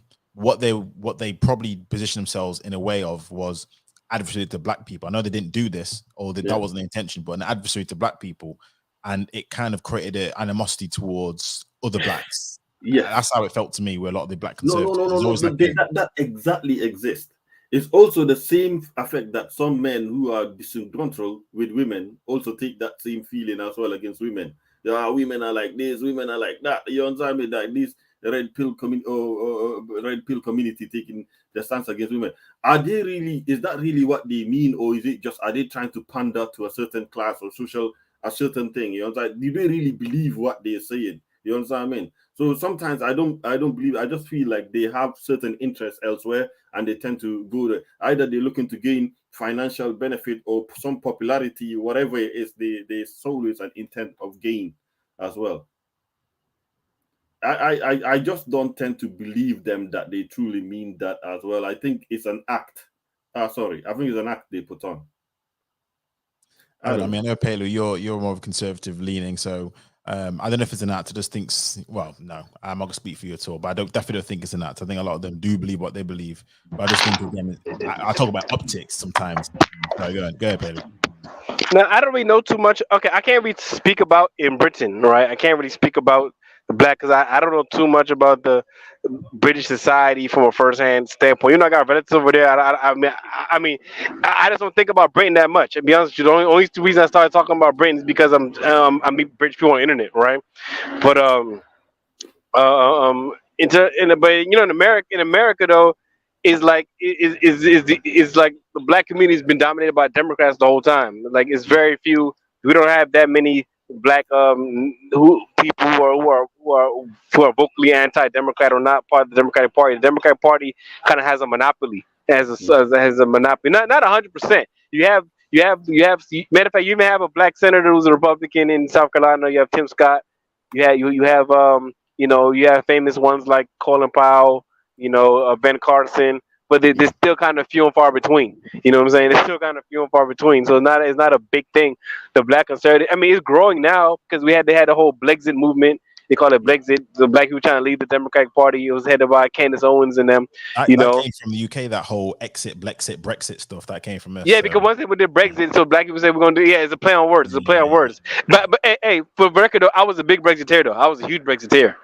Yeah, I was a huge Brexiteer. A lot of them were. Oh, for real, they were. That was good. That's good. Yeah. I was a huge Brexiteer because I was like, that's more reason the Britain's going to invest in the Commonwealth. Because I'm like, if they're not with the European Union, they're gonna have to reorient their foreign policy. And I thought they were going to reorient the policy to rebuilding the Commonwealth. Yeah, or making the Commonwealth more viable union. I get that from that point of view. That Britain's going to invest in the Commonwealth. Also, I get that from that point of view, the competition with Europeans, with other African immigrants and all that. So I get that and how the English people felt. So you can think about it individually and say, how does being conservative benefit me individually? Well, it always becomes a kind of individual benefit type of thing. And I think conservatives tend to think about more of the individual benefit rather than the benefit of the entire society, and which is fair as well. It's not being hypocritical or something, Why do you say why it matters?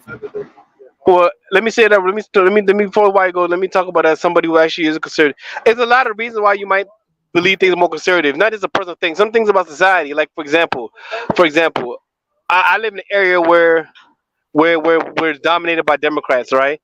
Like literally when announced the election, when announced the election, they literally put like 100% Democrat. Literally, when the Democrats won our area, they literally put 100%.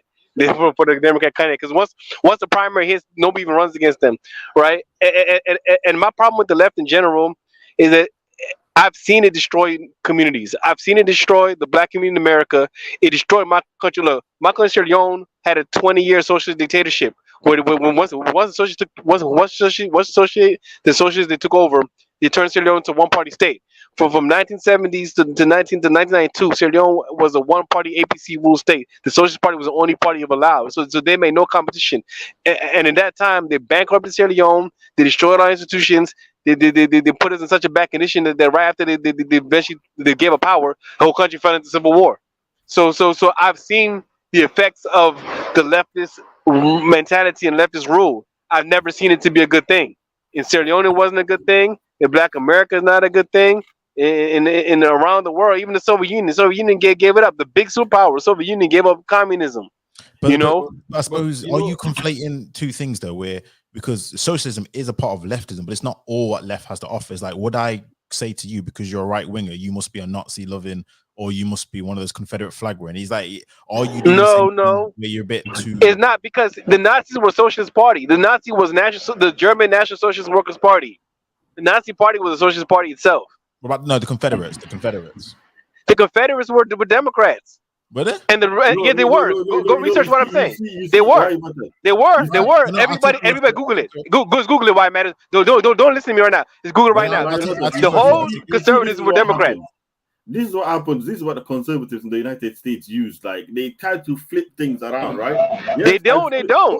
The Democrats were the Democrats were the Confederates. The Confederates are Democrats. The Union was Republican. As a matter of fact, the first Republican president was actually Abraham Lincoln. He was actually the first Republican president.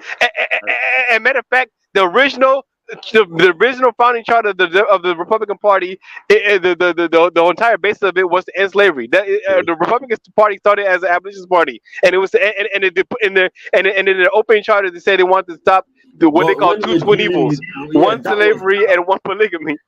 Yeah, that was then. Back then. The Democrat Party took that stance, right? So because they were the government back then. So but when we're dealing with today's circumstances, right?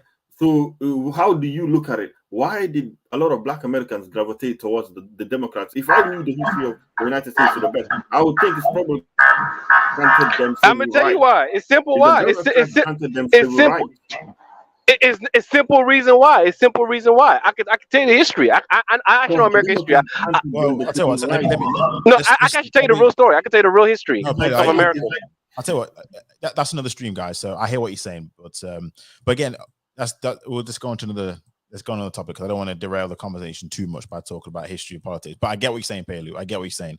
I've got some arguments for and against on both sides. But let me go to the rest of the stream. Please make sure everyone. Sorry, just a little break. Like the stream, share the stream, subscribe if you want to, because I've got some real big issue with the right and real issues with the left. So I'm on both situations where I've seen the best place to be is to understand, maybe to an individual extent, but to understand whoever offers you the best policies at that time for you and your people. That's where you go for. And that's it. And for us over here, Pelu, over the UK, the left have. I've even done videos on this where the right, for me, the left are like this. The left are like a single mother who tries to do the best for their sons and daughters. The right are like the absent father who will always say, "I've tried to do the best for you, but you've never been there for us." Now that's how I've judged it too. But so that's how I sort of. I totally disagree, but I mean, I don't know. I mean, even in Britain, I go with Tory. I go with Tories. I go with the Tories. I'm not going with Labour. For example, over here, Tories aren't. The Conservatives have got nothing to do with conservatism from a moral standpoint or ethical standpoint, because they sanctioned LGBT rights over here, so they're the ones who. They sanctioned it. Yeah, see, that's different because in America the Republicans they never go LGBT. Like the Republicans don't even have an LGBT chapter. They don't even have an LGBT official wing. Like they don't even have it in America. They don't even have it. Like so this is why because Europe is different though.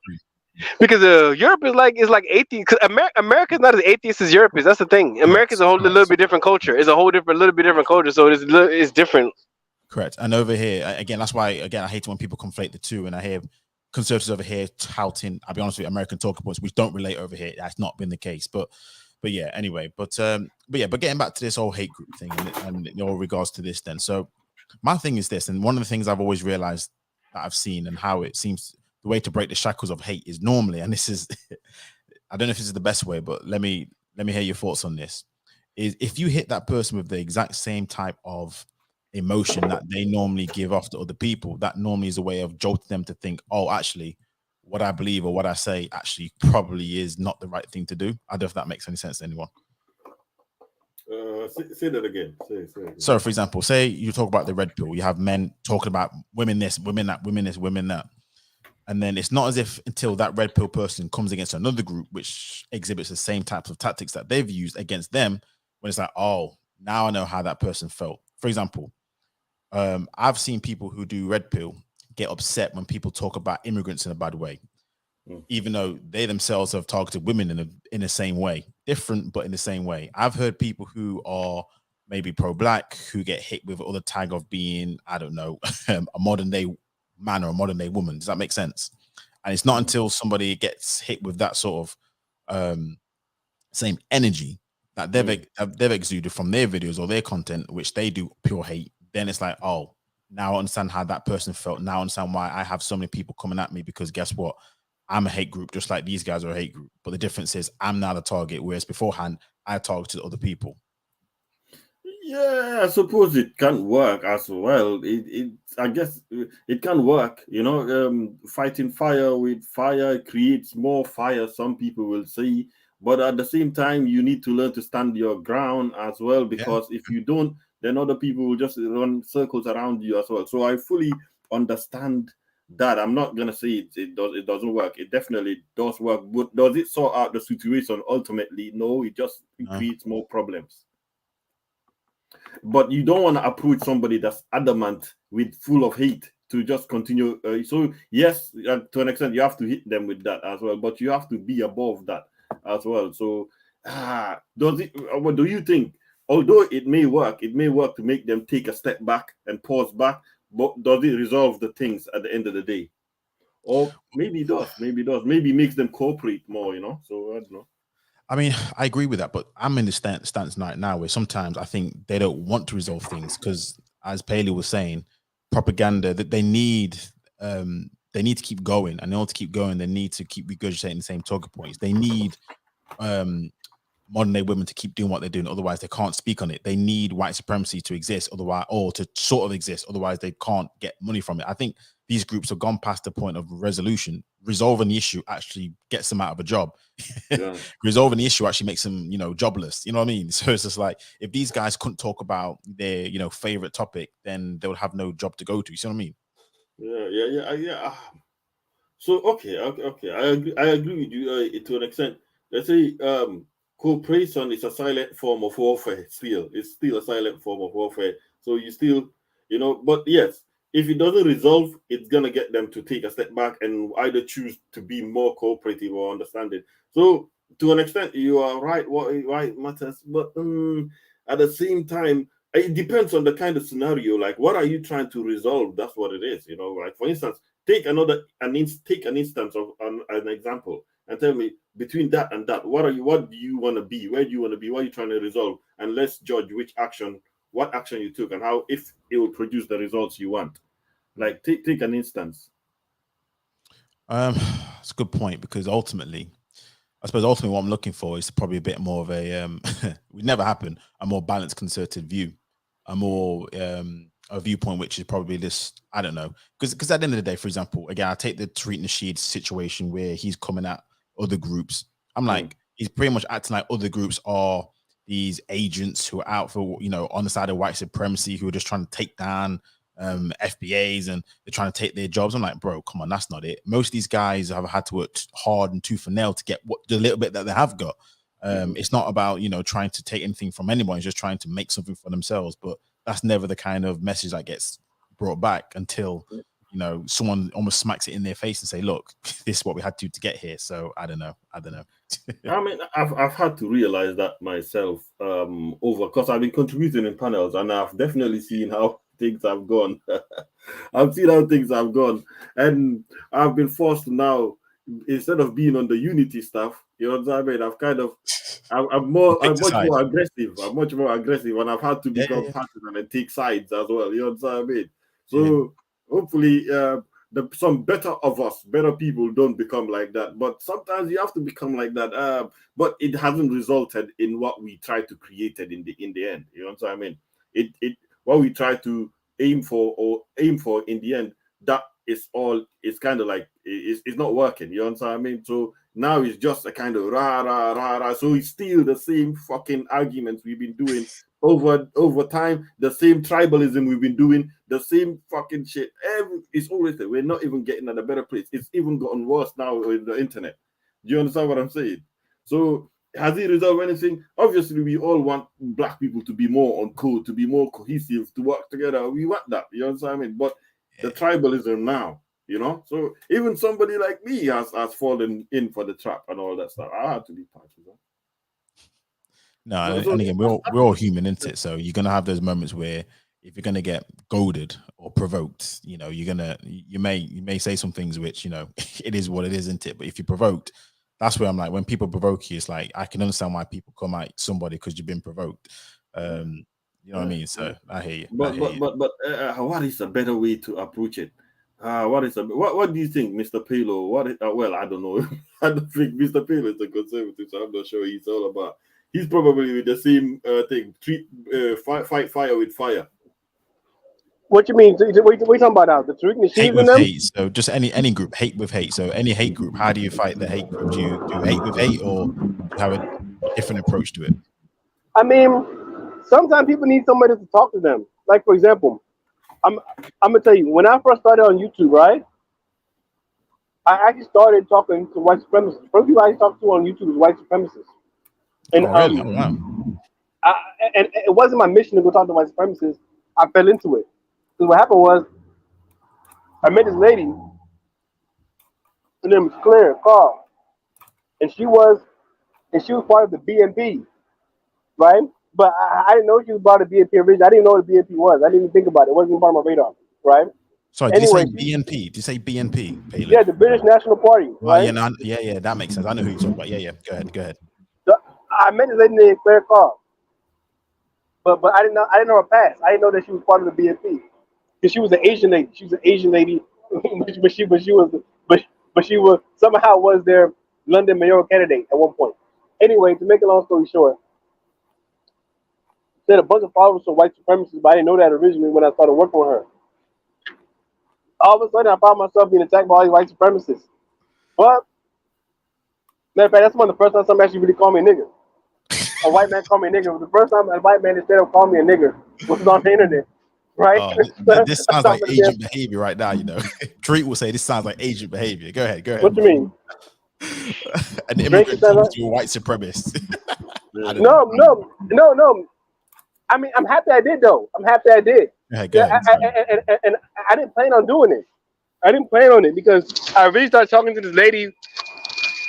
I really started talking to her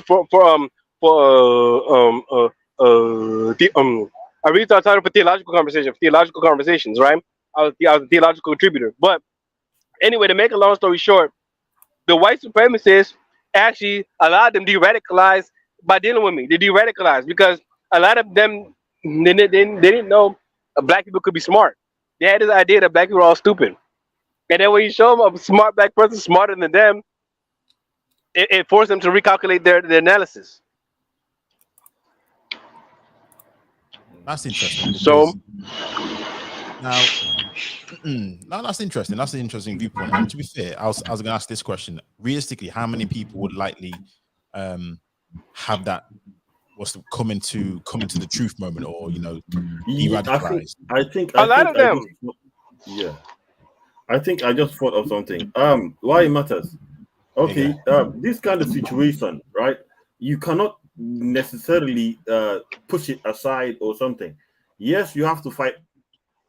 You must bring them out and you must debate them and you must fight them. Yes, you must fight Exactly. them till you get to the point of the truth. Those who know the truth, or those who, when the points are argued, to the best it can. So those who know the truth, or whatever the truth comes out from that conversation that they have, people who truly, actually, genuinely mean who they are, they will gravitate towards the truth. You understand what I mean? But at the end of the day, they will gravitate to the truth. And those who still want to hold on to their hate and will hold on to that, you can see the difference there. There's those that are actually true conservatives looking to find the truth or know the better side of the story. And then there is those who are completely warped. It's like this. It's like my opinion on racist people. I see some of them are just ignorant and they don't know any better. And then some of them are willfully ignorant. And I will call these people to be warped in the head. Like, you get me? So some of them who don't know any better, yes, you can tell and you can educate them. They can say a lot of stupid stuff and you can educate them. And then there's those who know better, but they just love to be vain and vindictive and hateful. So how am I going to react to those people? I say, obviously you're a bit sick in the head, so I'm going to avoid you at all costs. I can tell. So I'm not going to engage with you. But the person who genuinely doesn't know and he's saying stupid stuff, I will take time to explain that to that person. If that person changes depending on the message I give them, then it's good. If that person still doesn't change, then I know where we are. So I think that's what it is. Why it matters to resolve this. You have to sit down and have conversations. And in other situations, you have to fight it out until somebody wins. But fighting is not the way to resolve it. Why it matters. I think it's more tougher conversations need to be had. No, okay, no. Yeah, because look, see, a lot of things, these people only exist because they don't talk to people. See, the conversation does destroy a lot of stuff. It does destroy. See, a lot of Can I ask them. you a question? Can I ask you a question? And this is where it comes down to the propaganda part. And how, for example, at the start of the stream, there was a conversation in the chat talking about an incident that took place between black kids, and there was acting a fool. And then you look at the news, and then you see stabbings. Who do you see? You look at the news, and it is a thing. You're right. Of course, it's propaganda, but then this also feeds into the reason why people have already made up their mind. You see what I mean? It's like, I think there's a lot of people you can never change their mind. I agree. And then some people you may just get by the wayside, but ultimately people have made up their mind. And there's just so much stuff out here which just, again, it's the propaganda is real. That's what I said. The image is real. You know why it matters? When somebody wants to be willfully ignorant, they only fucking up their own mind. They only warping up their own mind. You know what I mean? So they're not in a balanced state. You know what I mean? Like some of those idiots who listen to Tariq Nasheed or something. If they now know better and they've been given better information and all that stuff, all this shit that Tariq Nasheed is telling you is all a bunch of bullshit. You know what I mean? If they've been given that information and they're still willing to not change, what kind of person is that? Like, it tells you what kind of person is that when the truth is clearly staring them in the face. They are delusional people and people that want to believe in their own lies. You understand what I mean? So you kind of know what kind of low-level type of person is that.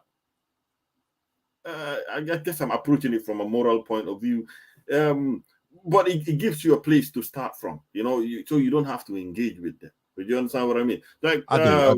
The only reason why, and here's the thing, I agree, but do you know a lot of these people who do it, they don't seem like they're the. Do you know how you have people who you can tell are just are stupid and don't know better? But a lot of these people seem to be ones who should know better. But you know what I mean? I don't know if that makes any sense. Who had interaction with those people who you should have a better viewpoint of these people. It's like what, and it's just like I don't know. Yeah, that's Tariq Nasheed is a warped guy. I was in the panel yesterday on the Duke's panel and all that stuff, and he was talking about this topic as well. And then this situation, the situation with Nigeria came, and as I was watching, I see, oh, this is how he reacts to new information, right? So he's been told, oh, Nigeria suddenly is stopping foreign models and all that kind of stuff, and then obviously you and I can surmise what Nigeria is planning to do straight away. You know, they're stopping foreign models and encouraging their own models and all that. We can quickly get to the idea. Tariq as well can get to that understanding, but he's twisted and say, "Oh, this is new information. How can I use it to my own benefit or to help my own message?" And he walked in and say, you see, now they can come over here and take part in our shit." And be elevated in our society, but we can't do that. They're not. It's not that the white people they're banning our own people. They're doing this to stop us black Americans. That's not twisting though. Tariq is right about that. That's wrong. What Nigeria is doing is wrong. But are Nigerians doing it in targeting African Americans? Is that what it is? I don't know the whole story, right? I don't know the whole story, but that's what I'm getting. If they're trying to stop, no matter what, the whole idea was wrong to begin with. The whole idea is wrong. The whole idea is wrong. No, the idea is coming from a point of view like skin bleaching, for instance, right? The skin bleaching is rampant, so they thought of it as a way in which you can have more people represent. In every country, they have their own people in their own media to represent. But that's not a good way to do it. That's not going to stop skin bleaching. If they want to stop skin bleaching, they should put it clearly and make a campaign. The same way they have anti-smoking campaigns in America. They should make a campaign to ban it and all that stuff. But encouraging. I know it's putting into law. I get it. You know, but it was not targeted at African Americans. That's what my point is. Do you believe Nigerians doing this? They're targeting African Americans. Do you think that's the reason why Nigeria? If they are, that's not good. Even if they're targeting whites, it's not good. You yourself, do you believe that? I don't know. No.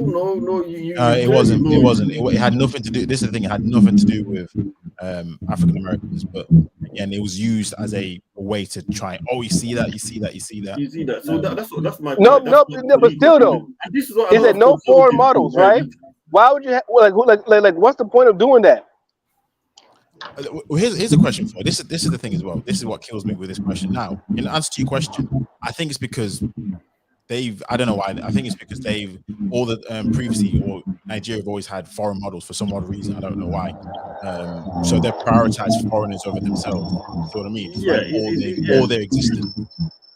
But it doesn't mean they should make a ban on it. They should just say we're gonna have more Nigerian, but say I'm gonna make a ban on foreign models. Yeah, I guess that right there. Okay, first of all, modeling is an international industry to begin with. Well, Nigerian modeling, so it won't be obviously foreign, international. Be the Nigerian models. That's still that's a huge overstretch of government power. Is it? Yep. Yes, it is. Huge. Well, I mean, it's Nigeria, isn't it? But I get, but again, the premise is, I get what you're saying, Dolph. It's just a case of using that as a bit of another beating stick to say that. And keep in mind that that's not as if the people decided that. But that's what I'm highlighting about. That's what I'm highlighting about. Because I think you said something like some of these people are not willing to change. They're already. That's what I'm saying about these people. Like they are willing to twist what they know to be the truth to their own individual benefit and advantage. They're willing to twist it and warp information. You know what I mean? For their own. You find a lot of that with especially black conservatives. I'm sorry. Nigeria got real problems they got to deal with. Nigeria got to find out why the oil is polluted, why the environment is polluted by Shell. They need to worry about serious things, talking about foreign models. Yeah, that's true. They need to worry about some. They need to worry about some serious things. That's the most. That's true too, but I think there's many things they need to worry about. And I'll be honest with you. When I hear all this nonsense about for us over here about gender pronouns, I'm like, look, there's serious issues that we talk about, like cost of living, but we still talk about it. So that's true. You can do more than one thing, I think. No, but gender pronouns is delusion to begin with. That whole gender pronoun is delusional thing to begin with. Like we shouldn't even start going down that path. Saying you have to call people. But we've got bigger things to worry about, like the state of the economy and the. No, we don't have big things to worry. No, that's the biggest thing. I'm gonna tell you why. Let me tell you why. Because they're trying to pervert our entire society. That's the whole societal perversion. Like if you like the economy is not gonna be that thing if you sell your own soul. How can you pervert an environment? Or how bad is the perversion when people can't even eat? Which one's worse? You not able to eat, clothes on your back, or you're able to eat?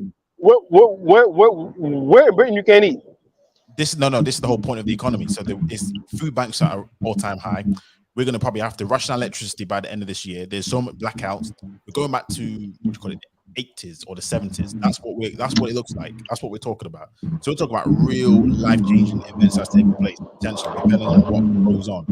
That's what I mean when I say, let's be honest. We all talk about BS when we're ready. We all talk about the small stuff. No, I mean, and obviously you've got a war. The pronoun stuff is a fake argument that they're trying to put on people. They got to call people by pronouns. Like, man, nah. I agree. But I'm just saying, in the scheme of things, which one is more important? That's what I'm trying to say. So I agree. I mean, I disagree with your way of you looking at it, because it's almost like saying it's almost like giving it an excuse for now forcing everybody to have pronouns. Now we got to call people by pronouns because there's bigger issues, so we should call people by pronouns. It's like, don't kill me. Do you know how your reasoning? And yet, still, when it came to Nigeria's foreign ban models, you still didn't use Nigeria's got bigger issues. It's always interesting how you rationalize what you think is more important. Yeah, I do. Yeah, it is. I'm gonna tell you why. But what I'm trying to say is that this is exactly how other groups see each other. We always rationalize our own problems or our own things as being bigger or better than someone else. It's fun. Yeah, but some people have better judges than others. Some people have better judges of concerns than others. Being conservative is about being conservative is about wanting your individual benefit. Being conservative is about your benefit, your group's benefit, keeping traditional values that you have beneficial. Things it's always about you, your people, and all that stuff. Being conservative is about that. And being conservative is about national interests. Like I'm conservative. When you think about the word itself, it's not just it goes into national interest. It goes also being conservative, fiscally being conservative. There's many ways to be conservative. Religiously conservative, culturally conservative. It's all that, right? Okay, when one thinks about that, it's always about prioritizing the individual. You understand what I mean? No, it's not. It's about prioritizing society. Society. About prioritizing society. No, but which society is it? Which society? Just any society, human society. Human society. Human society. No. It doesn't extend to that. It's always prioritize your own national interest as well. No. And Human society benefits from conservatism. Even if it's for human beings, when people want to hold on to traditions that are obviously causing problems, it's because they're looking to benefit themselves, because they themselves are benefiting. What? Okay. From those traditions. What tradition is causing problem? Okay, Nate, give me an example of a tradition is causing problem. What tradition is causing problem that people are trying to conserve onto, that conservatives are trying to conserve I'm onto? saying in general. I could name one, but it might be a bit more controversial depending on how you view things. But people argue pro-blacks, religion. About what? Religion. That's a conservative. That's a traditional viewpoint to be religious. But that's good. That religion is good for you. Oh, but hold on, which religion though? Because this is where it comes into, and I don't believe this to be true. You're again a religion. Which The religion of Islam. The religion of Islam is good for you. Oh Lord. Now, okay. So, Okay. I'm gonna. Wait. I'm gonna give a caveat. I'm not talking about so-called al-Sunnah wal Jamaat, or what you call Sunnism. No, Sunnism, Shiism not good for you. They're not good for you. No. But really, Islam is good for you. You're focusing on individuals. We're focusing on the fact that, you know, in society, you come from Africa, right? Yeah. So when you understand Africa, some tribes still practice their traditional values, which is very traditional. You know, in my tribe, right, there's this situation where there's old systems that the tribe had for a long time. And then there's a point where the youth, when they grow up, they have to see things that they don't like, things that the tribe does that they don't like, that they can get rid of and improve and evolve with time. You understand what I mean? Conservatives always try to stick to especially the most extreme. They try to stick to the old tradition and their old ways, which sometimes is good. You don't want to go a bit too far and all that stuff. But you see, when the most extreme conservatives, because they're benefiting from it, they're benefiting from it. That's why they hold on so tough to some traditions that should be done away with. You understand? Like, let's say women to drive in Islam, or awarding more freedom. That's not Islam. That's Saudi Arabia. That's not. There's no law in Islam saying a woman cannot drive. Right. I get it. But the people that push against women's freedoms as well in some of these countries as well, there is a benefit that they have in there as well. There is a benefit that they want their society to remain that way, because they individually are benefiting from it. Do you understand? That's some people in certain time, but that's not conservatism in general at all. But Paley, would you not argue that every junction in life? That's what it is. I mean, I'll say this: at every junction in life, would you argue that conservatives are always fought for or against any sort of, what's the word, social progression? So in the 60s, it would have been the whole era of contraception. So it's like no. Or even women working. No. When women were working, I'm totally against abortion. I'm against abortion totally. I'll tell you that for a fact. I'm totally against abortion, and I'm against any type of chemical thing that's going to stop you from having kids. Like the only kind of contraception that I'm not really against is maybe condoms. I'm not against condoms and barriers or against pulling out. Like me, my contraception is pulling out. That's all I do is pull out. I pull out. Oh, Lord, that's my concentration. We'll have to talk about that pull out method. But works for me. Hey, it works for me. The pull out works for me. So I can't nothing. All right. Fair enough. But what I'm trying to say, I think what Darth is trying to say, and what I'm trying to say is, at every stage of the social progression, you could argue, there's always been conservatism that said we need to hold on to this. And at what point? Because I always think when people say traditional, at what era we're talking traditionalism? But some white conservatives, traditionalism is black people slaves. Is that traditionalism to them? You know what I mean? But other people. Well, in America, the conservatives, the Republicans are the ones that actually ended slavery. But hold on. You see how they twist? But who gave? Again, I agree, because it's not as if conservatives didn't have an enslaved change as well. I agree, exactly. So at a certain point, people change. That's the whole point. Conservatives will say, no, this is the traditional way of things. Just the way of things is black people need to be where they are. Just the way of things is we need to be where we are. You know what I'm saying? Let me say this. Conservative is a bad term. Okay. Hold on. No, let me say real quick. Real quick. Okay, why it matters? You're right. I'm gonna tell you that, right? The word conservative is a weak term. I use it because that's the general nomenclature for the right.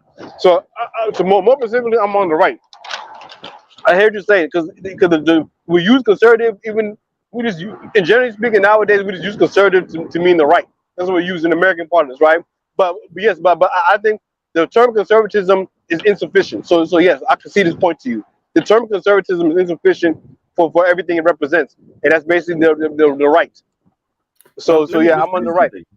Yeah. When the Democrats were fighting against the abolition of slavery, they were the conservatives, and somehow things managed to No, they switch. weren't. They were never conservatives. They never were. They were never, what they were doing was conservative in an extent. That There what they were wasn't. There doing. wasn't They were conservative. conserving a It system was that already slaving. existed. They were conserving a system, right? You know what I'm saying? It's only during the 60s that they enabled civil rights to go. So what you said, if you say the Democrats were fighting against it, but in the 60s, it's like things have switched around, and No, things no. will always continue to switch around. Stop, So stop, you have stop, to recognize that fact. You know what I mean? stop. You can't. If you look at the voting history, right? The Civil Rights Act was passed by the Republicans and not the Democrats. Go research what I say. Don't believe me. The Republicans passed it. The Civil Rights Act during Kennedy time, the president was Kennedy. He was a Democrat, right? And it actually passed after he Well, yeah, died you're because right. Well, Kennedy, wait. wasn't Kennedy? Yeah. Yeah. No, no, wait. It was technically Johnson because Kennedy got shot in the middle of the process, right? Okay. And Okay. Johnson was the one who signed it, right? Johnson signed the Civil Rights Act in 1964.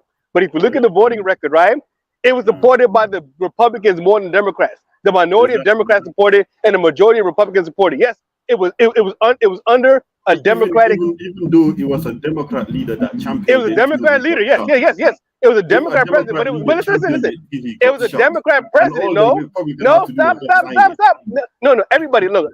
I'm gonna talk facts.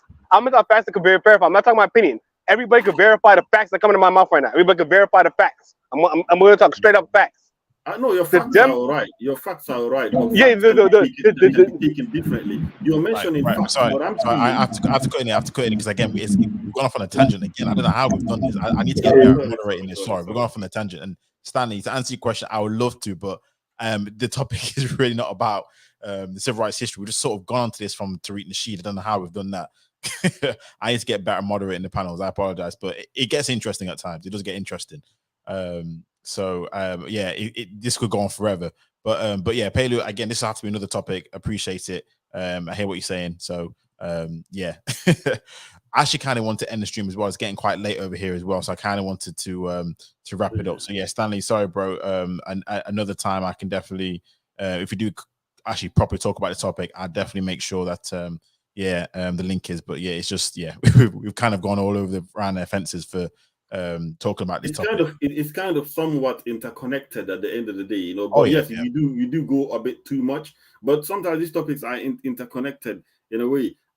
Because when you ask the question, right, should you meet fire with fire, or why is it that most people are attracted to hatred and the red pill and all that stuff rather than love? I think they both equal forces to unify people, equal forces to motivate people. You know what I mean? But I don't know the current world we live in as well. You know, or the current situation we live in. Yes, people seem to be acting. I just think on the YouTube space, my man, I think there are not enough people to challenge this movement, to challenge these people. They are not enough. There's enough people to challenge Tariq Nasheed that they're giving him fire with fire, which is good because. But is it making any difference? It's not making a lot of difference. But it's good. It's good that he gets challenged as well. But I think for the other side, where Black people should more cohesively be on code and all that, I think there's not a lot of enough people on YouTube to do that. And I think that's why the other message is winning more. The message with more hatred is winning. Do you understand what I mean? Why it matters? There's not a lot of leftist Black people or left even in not just in the Black space. In all over media, there's actually not a lot of leftist media on YouTube or leftist streams like this. You know what I mean? They are not. There's a lot more conservative fringe stuff going on around you. I'm telling you, that's why they're winning. And here's what I'll say, and this is where I started and where I understand. This is why I understand both sides. I think a lot of it is because it's a rejection of, and I mean this, really stupidity. So I know I talked about the gender pronouns not being the most important issue, but it's just so stupid that so it makes you just have to come out and say, can we stop the stupidness? So I get why a lot of these spring up, because it's like sometimes there are things which, even though for me, it's, in terms of priority, it's way down. It's like, it's just stupid. It's silly. It's like certain things come into, it's like, why? And then people go, I think, too far with it, and it doesn't get regulated. But that's, again, this is the whole part of hatred stirs up the whole audience, and it gets part of the game and things like that. So, and that's why, again, it's like hatred, more propaganda, and then it fuels the fire. And this is how people like other groups seem to have got legs, not just legs, but wings, and they're flying, and it's all based on the same type of content, which is all about, there's a villain, the villain. It's always motivated by an agenda, a feeling. It's always coming from emotion. You will see what effect it has when somebody who has a more sobering message comes in and just says it. It just completely calms that person down. All that hatred gets dissipated. You understand? For people who are genuinely not warped in the head. You understand what I mean? That hatred gets just completely dissipated. Because they might be carrying, this feeling, I hate, I'm red pill and all that kind of stuff. But when they hit with the truth, and the truth is not necessarily a hard one or something, it's just, it's something that's veering on the way of cohesion, love, and all that kind of stuff. But it is the truth. Completely. In America, we have a lot of left wing. We have a lot of left wing black media in America. We need more. I think we need more right wing black media. We need more right wing. More the right needs to take over everything.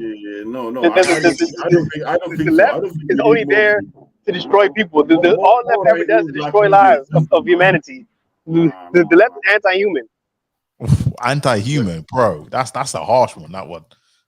You see, that's coming from an emotion, even though they're supposed to be less emotional. But again, he's definitely free to have his viewpoints, and again, a lot of people have those viewpoints. But I like Mr. Payload.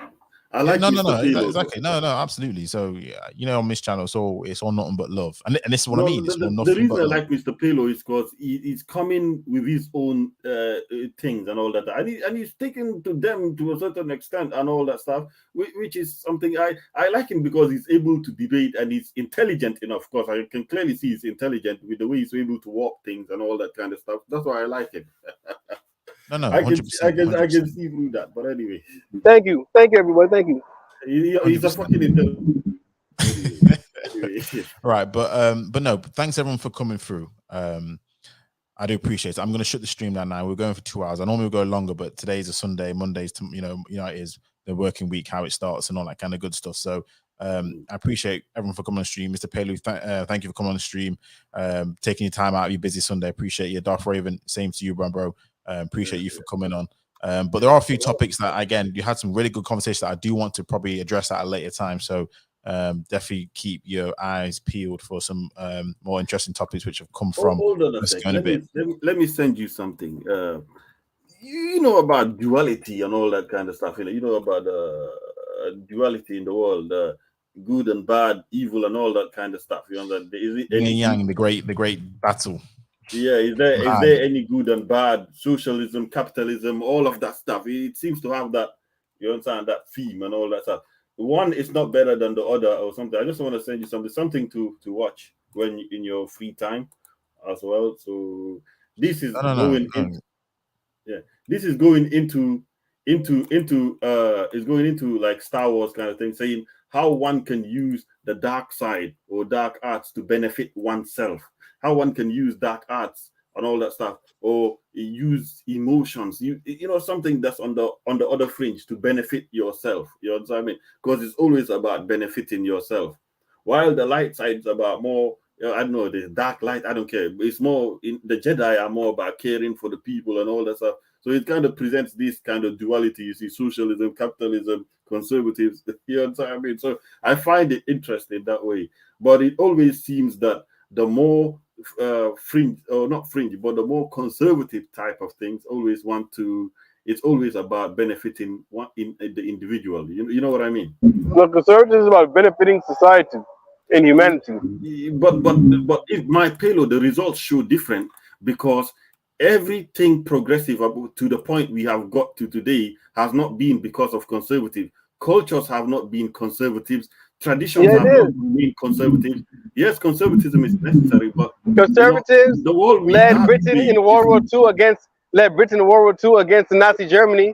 The Conservative Party led Britain against Nazi Germany and defeated Nazi Germany. No. You can't. They did. You can't use that. You can't use that. Yeah, they did. Winston Churchill, conservative Tories. The Tories. Whichever political party that was then will have choose to face that situation. It just so The Tories control. The Tories led Britain against against Nazi Germany. Okay, all right, no and problem. save the world. Okay, right. I get that. I think this is a good time to wrap up the stream. No, my man, click that link. Watch it. You find it. No, thanks. I've got the link. Yeah. I've got it lined up, so I'll have a look. But yeah, I hear what you're saying, bro. I hear what you're saying. But again, big ups to you both. Thank you for coming on the live stream. Appreciate all of you for spending time out here. People in chat, big ups to all of you. Thank you for watching. Those who are watching live and on the playback. Again, please make sure you like the stream, share the stream, subscribe if you are new. Hope we have another live stream next week. It might be a bit later because I'm a bit busy next week. But yeah, we still move. But yeah. Stay safe, everyone. Stay blessed. Until the next one, we're out of here. Thanks, everyone.